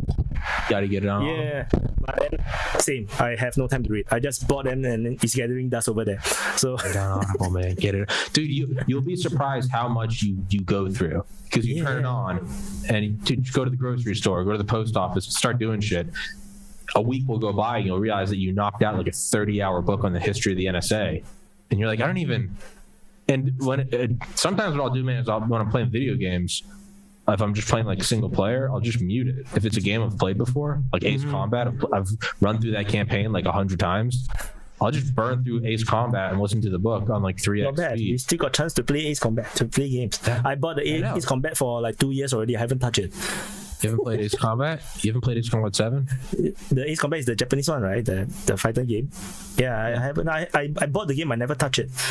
I bought so many games I haven't played. So dude, Project Wingman. That's another one that's like an Ace. That's like even weirder than Ace Combat. Dude. Yeah, I got time for video games. I do play games. I used to play a lot of FIFA, football, soccer game. So then because it's short, in every match you just play, you can stop. And I play Age of Empires too. You ever play Ghost Recon? Sorry? You ever play Ghost Recon? Ghost Recon, long time ago. Wildlands? Me and my buddies are playing that right now. Wildlands. Dude, it's so fucking good. Yeah, you have to connect to my Steam, man. I have no idea. Dude, you should play. Dude, you should play with it. We were playing last night. Me and my buddies. Actually, my friends that got me to have you on. We were playing last night, and it was like 4 a.m. We were still going, and like we didn't want to stop. And I was like, I kind of just want to like cancel my podcast tomorrow and just get a cup of coffee and play all night. And I was about to. I was really tempted. And my buddy Stoli goes, "Who's tomorrow?" And I looked at my calendar. I go, "Wyatt." And he goes, "You cannot fucking cancel Wyatt." And I was like, "Damn it!" So, dude, you should play with us, man. They love you. They're the ones who introduced you to me. Yeah. I'm very surprised by the support I get from the channel because I speak with a Singaporean accent. So my accent was much worse, 20 years ago. Because I watch a lot of American podcasts and shows, so my accent is getting better, more easy for Westerners to understand. But my accent is still weird, so it's not as bad as the American Chinese Cantonese accent. They talk like that. I don't talk like this. Yeah, the ching chong talk cannot. It's very hard to understand. Oh, hello, white man, white devil, white Satan. Hello. Yeah. I don't think your accent's bad, man. So I thought because I I started off the war with only 20 subs, so I wasn't expecting a lot. So When did you start the channel? I started the channel in 2017, but I didn't post anything for a long time. Then I started to did some videos, I upload. Then I was like, fuck man, then the editing time is too long. I can't take it. Then after that, I just leave it there. Then I create another one when I have the mood and I upload. Then I was like, oh, nobody want to watch. Then I forget it. So when did you start like actively? So I was actively doing podcasts last year on my own channel, another channel called the Common Bad Walking Problem. So so actually the year before I covered conspiracy theories like QAnons, what the Italy did it. I covered all these things that freaking hell. The YouTube took down my Italy did it video. I was investigating the entire thing, the entire flow, and I concluded that it's not convincing that it could be real. But the YouTube don't really care about my conclusion. They just took it out.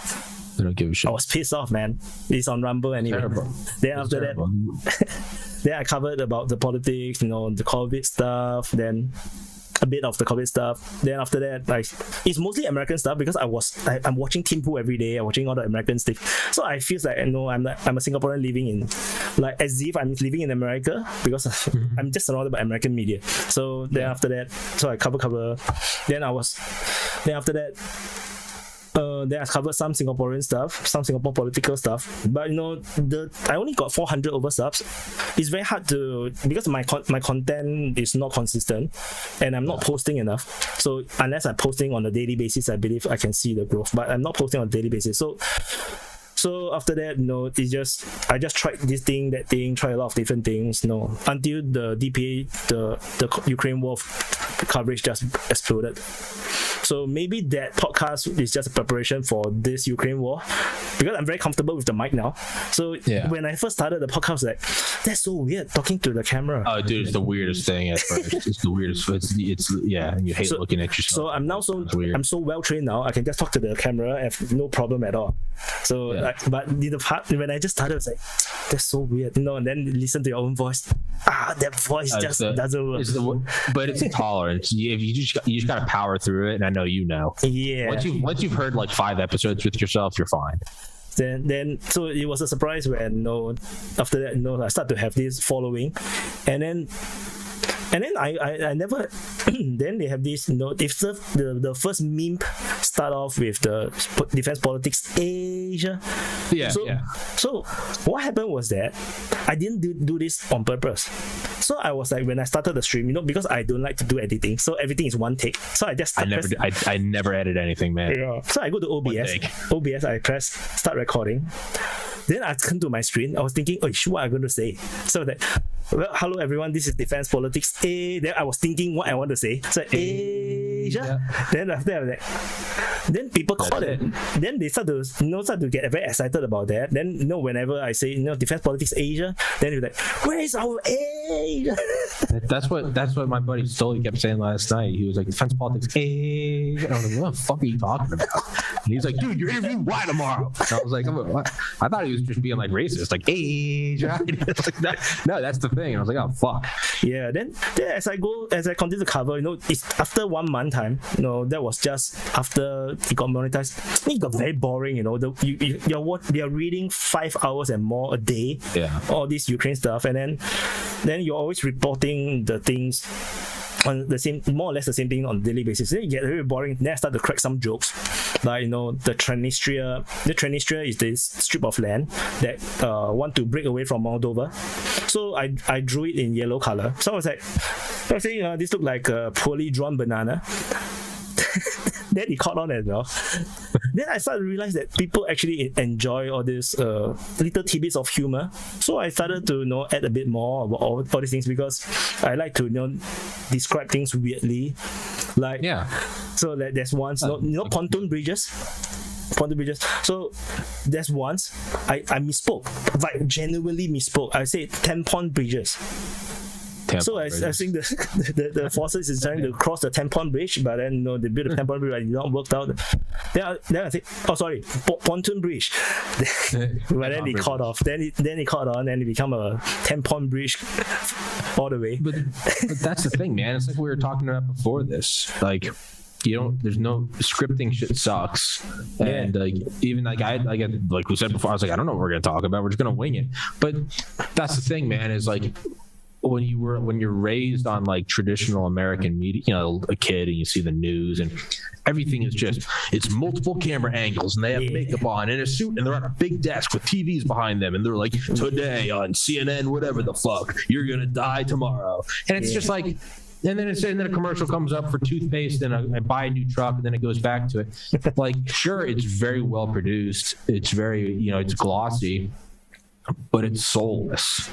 There's nothing, you don't connect to it. You're just like, well, it's like at McDonald's. It's the same shit everywhere. Versus like you go to like one restaurant where it's like really, it's just it's one store. It's been owned by the family forever, and it's fucking incredible. It costs a little more, but it's really good.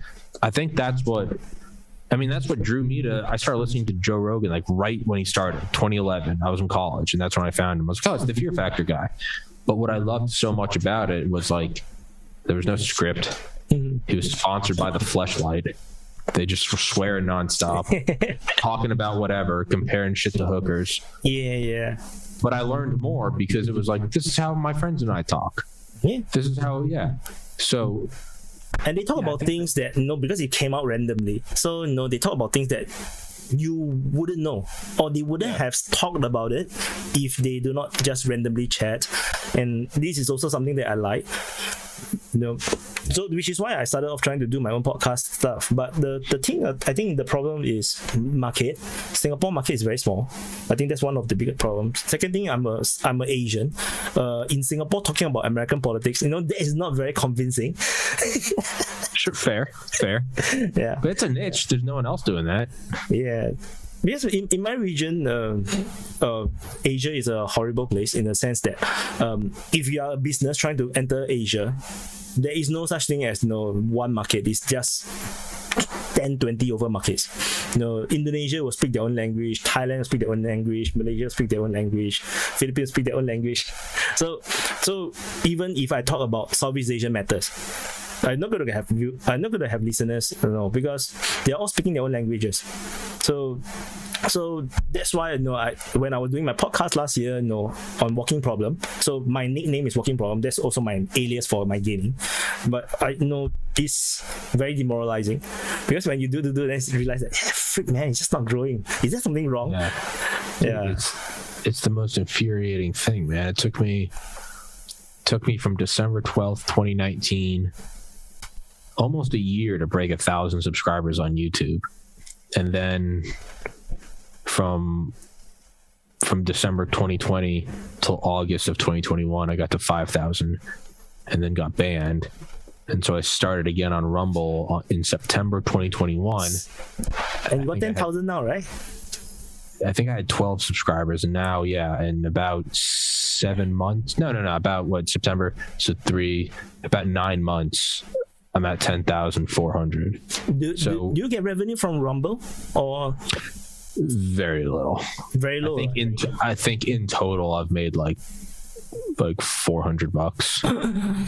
Yeah, you should try YouTube again. I don't know. No, they will not let me back. I've tried again and again. They will not. No, I've tried. Can I tell Elon Musk to buy Google?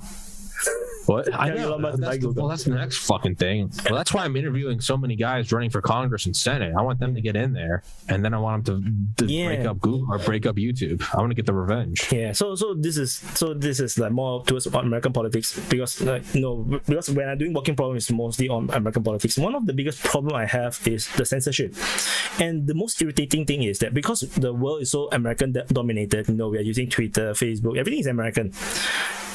The culture war in USA is being applied on the rest of the world, and that is so irritating. It's fake and gay. It's fucking retarded. Because I'm half a world away, and then we are saying something random, and then we got banned, and then we like, what the hell happened? Yeah. Because a certain word is actually a very rude word in USA, but it means nothing in Singapore. For example, Ching Chong is nothing. In Asia, in China, Ching Chong is nothing. It makes no sense. We laugh at it because the whole Ching Chong thing, right, is actually the way how Cantonese talk. Yeah. 你食乜嘢啊？你整咗係 is the way how they is the accent of yeah 係啊，你食冇粉未啊？That's a Cantonese way of talking, which is why when they speak, they have this Ching Chong feeling, and that's we ourselves laugh at them in this way. So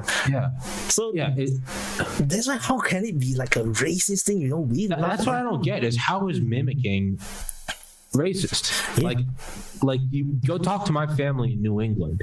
They all have terrible accents, just terrible. Just fucking, the Red Sox, fucking the cow, hey, Tom, how you doing? Like, but mimicking them isn't racist. You're just mimicking them. Like they sound different. That's what's funny. Yeah. So sometimes I've tried to during my podcast I've tried to tell people Americans are living in their own world. Like for example, they're doing this and doing this. There's nothing in Asia. There's nothing. It is not offensive at all. No, we do that to the Koreans. Like the Korean, the Japanese tend to have this kind of eyes. The Northeast Asians, they have this kind of eyes because my heritage is more towards South China, so we don't have this kind of eyes. Like Vietnamese, we don't have this. Vietnamese don't have this kind of eyes. It's the North Koreans, the South Koreans, the Japanese. Some of the Japanese they have this kind of eyes. This is not racist. We do that to them too. We do that to them too. It's not racist. But you see, but this this culture war thing, right? Is actually infecting the rest of the world. In fact, we have this kind of conversation in Singapore, and then we have very vigorous reaction to them. We just fuck them. Like for example, we have one of these politicians in Singapore. She's very young. I think she for a time she was in USA. So she was running for election for the opposition. Then when she was going to before the election, she mentioned something that we need more brown skin inside the parliament. It shocked the hell out of the whole of Singapore because we do not have this concept of skin color that much in Singapore. I mean, obviously we know, but it's not a thing. It's not like in USA. It's so clear. The blacks, the yellows, the white. This is not the case in Singapore because even Chinese people can sometimes have darker skin tone than the Malays, which tend to be a bit more brown. Then we have the Indians because the Indian their heritage is from South India, so they have very black skin. So it's almost like African. So, but it's not really a thing in Singapore. When suddenly she said we need more brown skin, wow, she got a warning from the police. And she got the population majority have a very negative reaction to that. Of course, the Malays they are more feel like they are oppressed, like the blacks in US. Sometimes they all there's always this group, they always think that they're oppressed. In Singapore probably we have our own one. Then they start to support her, and surprisingly she won the election because in Singapore the election is in a group, so it's like a team, one team versus another team, and in her team there's one guy, he's super popular, so she got in. Then what happened was that eventually she's now not kicked out of the parliament because she lied in parliament about experience. So she said she escorted a rape victim to the police station, and then the policeman made a comment about her dressing, and then the victim cried and ran away. And she said this story in the parliament, so the highest level of of dialogue in the country. The Home Ministry and the Internal Affairs, then the Home Affairs Ministry, which is the one that controls the police, as well as the police force, immediately did an investigation. They cannot find this story, and then after a few months after that, she finally admitted she lied. It was actually an anecdote that she saw, and then that story is actually from USA, from America. And she got kicked out of the party, she got kicked out of the parliament. Then the party leadership, the opposition party leadership, tried to protect her, didn't admit the truth because they know that it was a lie days after, but they did not admit to that. Then now there's police investigation into the party leaders as well. But you see, there's a problem with the culture war. There's poisoning the people even outside of the United States, and when I get blocked or get shadow banned by Twitter, that's so irritating. And it's like, what's that to do with us? Yeah, but that's the influence of USA. That's really, really powerful. Yeah, and I mean, it can only have a negative. The only effect it can have is negative, and also, I mean, they're driving people to other platforms. Without censorship, there was no reason to go to Rumble or BitChute. Why? There's no reason to get on Getter or Gab. But it's not until censorship that it's like, well, now I fucking have to go. Yeah, because what happened was that because I did the Italy delete thing, and then I got striked by YouTube. Then after that, I also feel that I got shadow banned on Twitter, and I actually investigated. I did a YouTube video on that. I was indeed shadow banned. I cannot find my own tweet. And if I use my own account, I can find my own tweet. But I log in the different account, I search, I cannot find my own tweets. So I did a video on that. Then after that, I got paranoid. Then I created a Gap account, the Getter account, the Parler account, mine. You have to. I created so many of them. Yeah, but I haven't did that for Defense Politics Asia yet because I haven't. I'm trying to be very careful for that because I need the money. Yeah. I mean, the money's a real thing. You should make you should make Defense Politics Asia on Rumble or something and just make it like uncensored. Or you don't care about what you say. I do know the so-called uncensored version. I put it on Patreon, which is hosted on Vimeo. So it's only available for the patrons only. Yeah. But I didn't really do much of that because it's a very different kind of channel. Because if I talk about American politics, there's a lot of crazy stuff to talk about. But in geopolitics, only some stuff you try not to talk about. Like for example, if you cannot talk about Ukraine bombing their own people. It's explicitly banned by YouTube. They put it in their term. So after the Ukraine war started, they actually put out a notice that you cannot say Ukraine had killed their own people. So it started with you can't talk about the 2020 election. Then they added COVID. Now this. Yeah. So you just have to be careful not to step on their tail. It's never gonna stop, man. It's never gonna stop. No choice. I'm funded by the Americans. I know you are. You gotta get off the team. Washington paid me to be the Russian troll.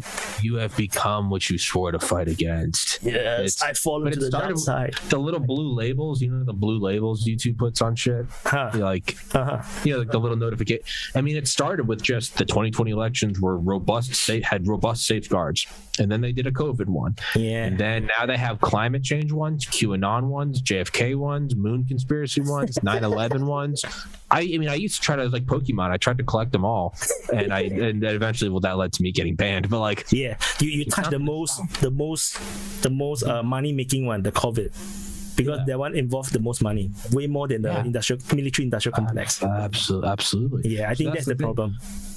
But that's the other thing is I knew I was getting banned right away just because I'm a hard-headed, arrogant asshole. And as soon as they told me I couldn't talk about it, I didn't really care about COVID. I just interviewed like a doctor kind of as whatever. And then when I was told I couldn't do it, I was like, fuck you. And I started just reaching out to every doctor I could. And I interviewed like 50 of them just because I just don't like being told to not talk about shit. I don't care about it. It's really not an interest of mine. But they just said don't talk about it. So that's all I did was talk about it. But there was also I realized after my first strike, and it hadn't been monetized yet, but I realized that I was like, okay, well, if they're okay with doing this now with COVID, and then they started doing it with election fraud, I knew that it was just going to keep going. And then my worry was that I would play ball. I wouldn't step on their tail. I'd get monetized. I'd make some money. And then years down the road, the censorship would get so bad that I would have to go somewhere else. But by that point, my logic was I don't want to build up 50,000 subscribers and lose it. Go to Rome. So it was bad enough to lose it at 5,000. But I'm glad I kind of just had it happen because I didn't what you just said about how you're not allowed to talk about Ukraine bombing. That's all I would do. That's just as soon as I found out I couldn't do that, that's all I would do. And to me, I was like, I just don't want to put all this time into a YouTube channel that's going to get nuked. And then eventually mine did get nuked. But that's what I mean. I'm with you, man. I'm paranoid. I have it on BitChute, Rumble, Odyssey. What else? BitChute, Rumble, Odyssey. Everything's on Spotify. Yeah. I'm just, I don't know. I can't do it. I can't. Now, maybe it would be different if I was getting paid, but I'm not getting paid. So there's no reason for me to shut up. Yeah, my walking problem one. I think I only do not have it on Odyssey. I have it on what do I have it on? Let me check. I have it on Brighteon, Rumble. Then I have it on the BitChute. Yeah, but that's a walking problem one, because talking about US politics is so dangerous, and I don't want to waste my effort. So every time I upload, I have to upload multiple places. Yeah. But at the moment I just throw it aside. It's like, yeah, the one that makes money will be the one I'm focusing on first. Yeah, I don't blame you, man. I mean, yeah, I'm very honest. Yeah. I tell my followers too. I just say, yeah, but I have to make money off this. Yeah, no, I'm being serious. I don't blame you. I mean, you have to pay for rent. You have to buy food. It's a very real thing. Yeah, and I wanted to grow the channel, so I need to have at least a base, some kind of capital that I can work on to build it. So, yeah, so I avoid certain topics is not too bad, because geopolitics, American politics is the danger one. The geopolitics is not that bad. It's not that bad. Yeah, as long as I avoid American politics, I will be fine, I think. I think you should start putting Defense Politics Asia on the other platforms, because a lot of people telling me that. It's Monday, June 27th, 2022. Heed my warning, Wyatt. You will get removed. It might not be this year. It might not be next year. So the problem is revenue. On other channels, the revenue streams is not clear. Like even on Rumble, I mean, from my experience from Walking Problem, the Rumble reach is very poor. It's really, really poor. It's terrible. I think what is the beautiful thing about YouTube is that they actually able to share your video to a lot of people organically. From my point of view, much more than most social media accounts. Really, it's much more than Instagram. It's much more than Facebook. Wait until you start getting shadow banned. Yeah. I already got a bit of. I'm already put on a different algorithm. So actually, what happens is that halfway through the war, I suddenly see a dip in terms of viewership. Then I was like. And then I just cannot get it up, you see. It just I'm gaining subscribers, but the views are just continuing straight. So I was like, something's not right. I think I got shadow banned, or I'm put on a different algorithm. Then people are saying that their bell button got unbuttoned, unbelled, and then they didn't see my notification, all this kind of thing. Okay, I was like, okay. Then I told my viewers, I say, okay, I think we need to do a experiment. I want you guys to all press the like button. I want to see whether it makes a difference. And then that video, so many people press the like button. Suddenly the viewership actually goes up. So then I realized that the like button makes a difference into getting the YouTube algorithm to actually share it to more people, new viewers or even existing viewers, so that you will appear on the front page more.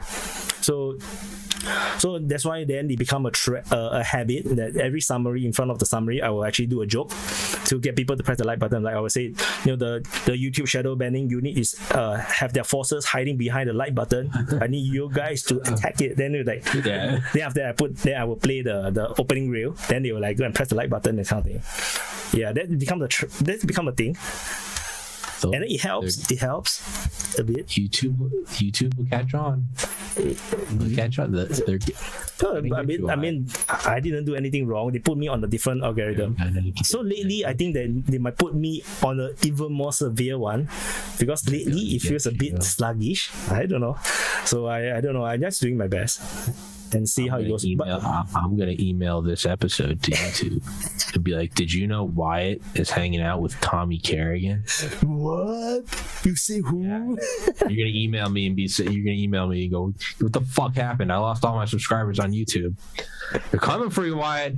I'm telling you. It's the worst part is retroactive censorship. So you might be talking about things now that in a year you're not allowed to talk about.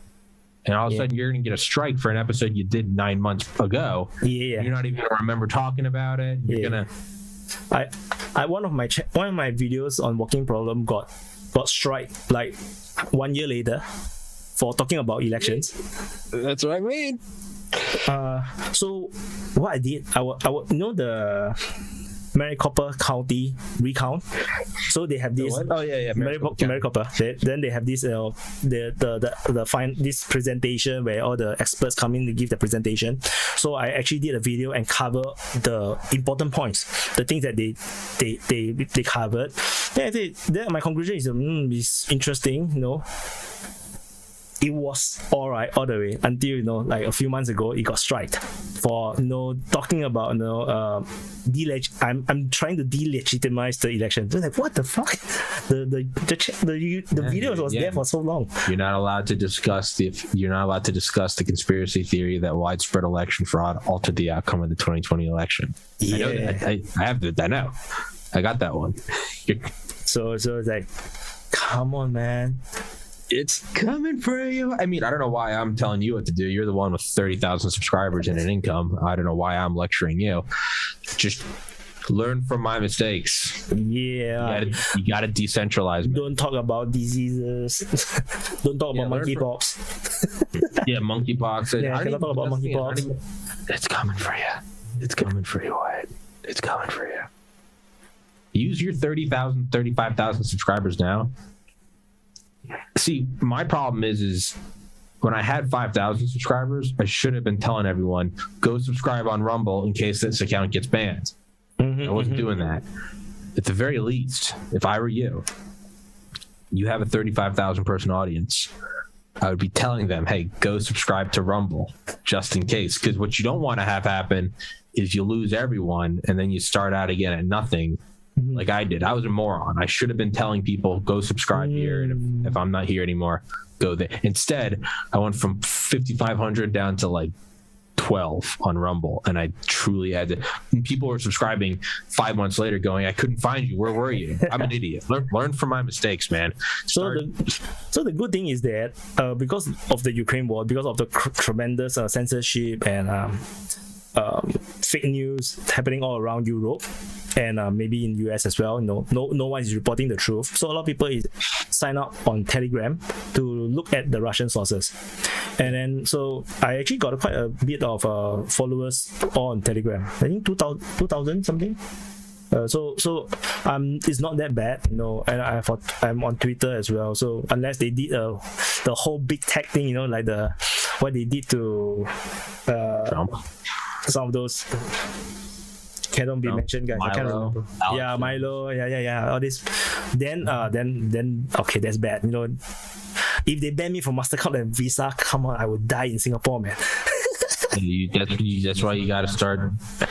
But they can. I don't think they can though. The thing is that because I'm not in America, so it's not so straightforward about banning me from MasterCard or Visa. I think that is the case. In Singapore, it's a bit different. For now. So I was thinking about also like if I ever get kicked out of YouTube for a bad reason, should I file a lawsuit in Singapore against YouTube? It's like you will screw them up. You become national news, international news because by the time they do it, my channel will be big enough. And then I'm 100% sure the Singapore government is taking tabs on me. For sure.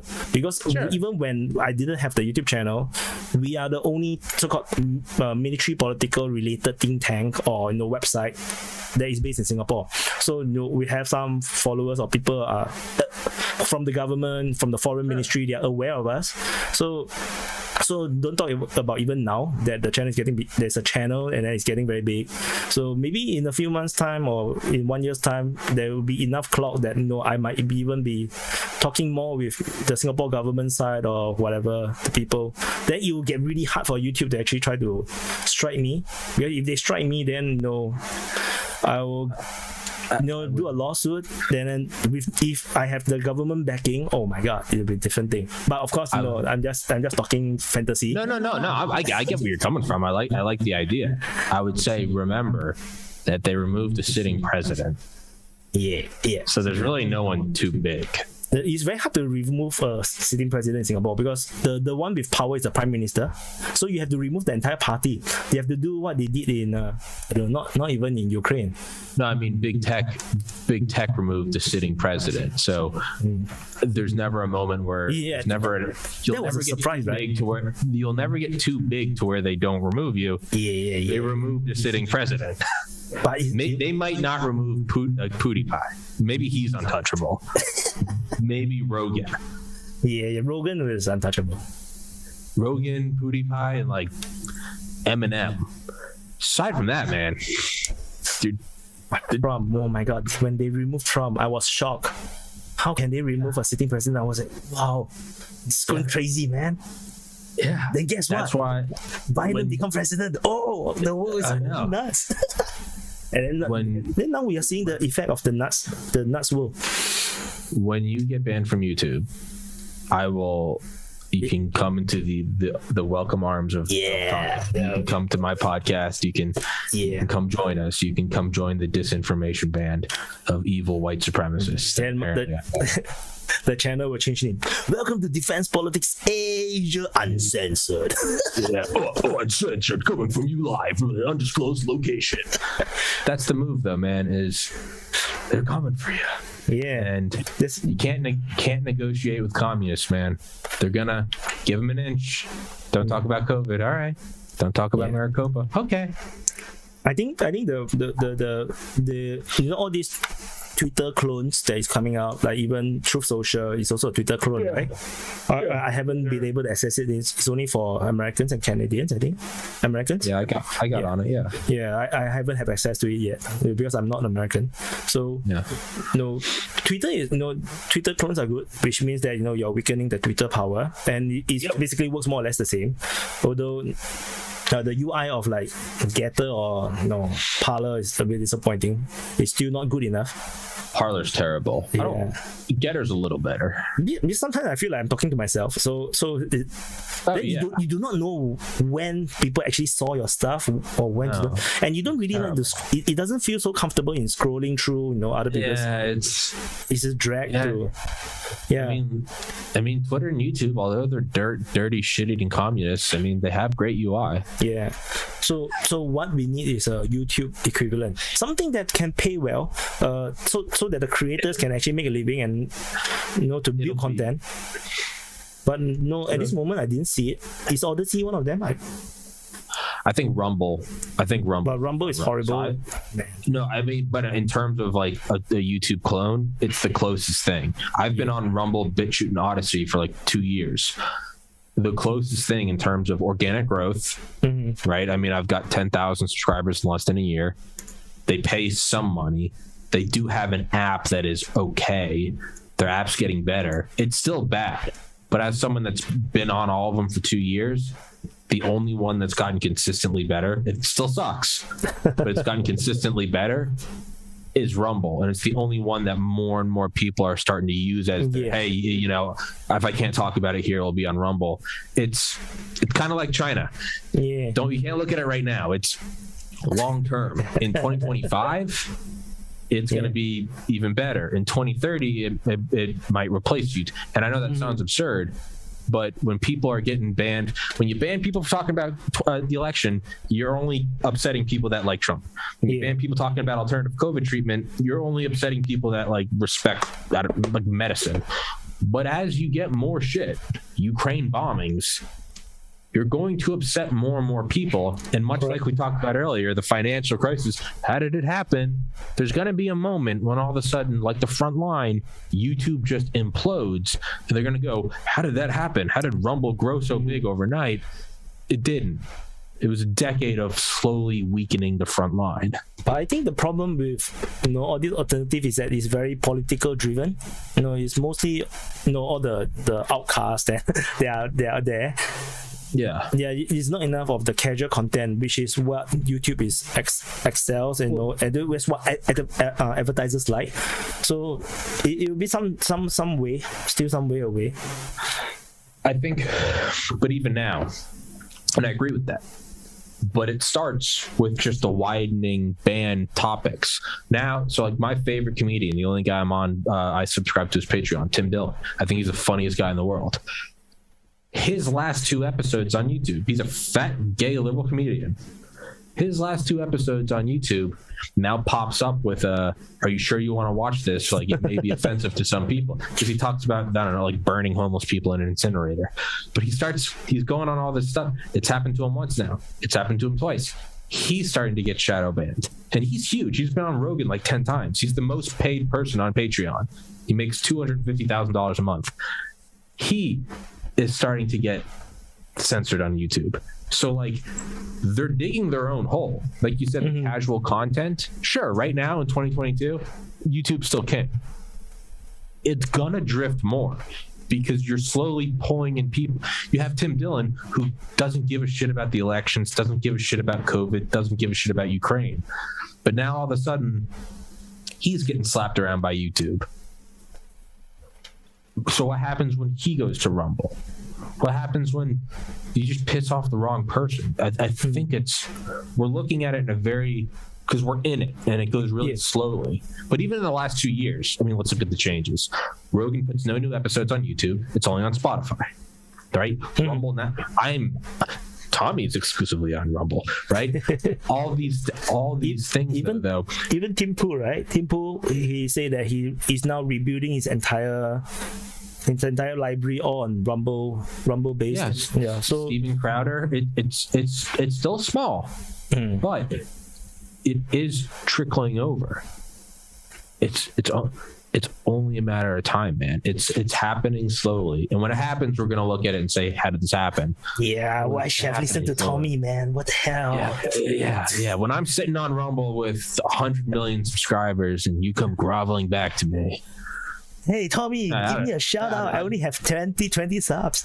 Yeah, I'll bring you. I don't give a shit. Yeah, I don't give a fuck. What am I going to do? I'm going to say, yeah, fuck YouTube. Defense politics. I'm going to have you on. Everyone's going to be like, who the fuck's this guy? I'm gonna, he's an OG. He got banned from YouTube. Welcome to the gulag. But, hey, Wyatt, this has been fun as fuck. Let's wrap this one up because I got another podcast I got to do. All right. It's 4 a.m. here in Singapore. Yeah, I know. Hey, send me right now before you go to bed. Send me an email what you want me to put in the description. You can literally write your own, send me the links. I'm just going to copy and paste it, and I'm going to throw it in there. All right. And also email me your Steam name. I'll give you mine, and you should come game with us, and we can fuck around. Cool. Okay. All right, if we have the same game.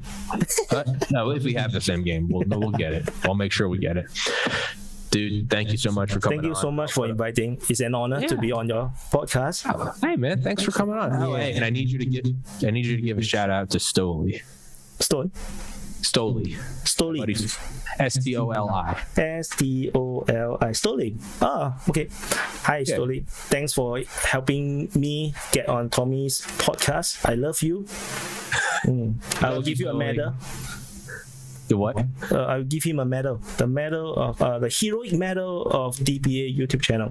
Thank you for DPA. Like a medal of honor. Are you gonna around his back in a ceremony? So I actually give some kind of a reward or medal for every first comment in my YouTube videos. So everybody's just always racing to be the first. First comment. Give one a Stoli. Stoli's the one that told me I had to go to bed and not stay up all night playing video games because I couldn't miss this episode. Stoli's a real one. Thank you. Thank you so much, Stoli. I love you. I really enjoyed the conversation. Fuck yeah, man. I'd love to have you back on. And if you want, I'll try to put you in touch with Gordon Chang. If not, I don't care. But no, maybe not yet. Okay. No, maybe, because I have plans to do some kind of like a podcast like stuff.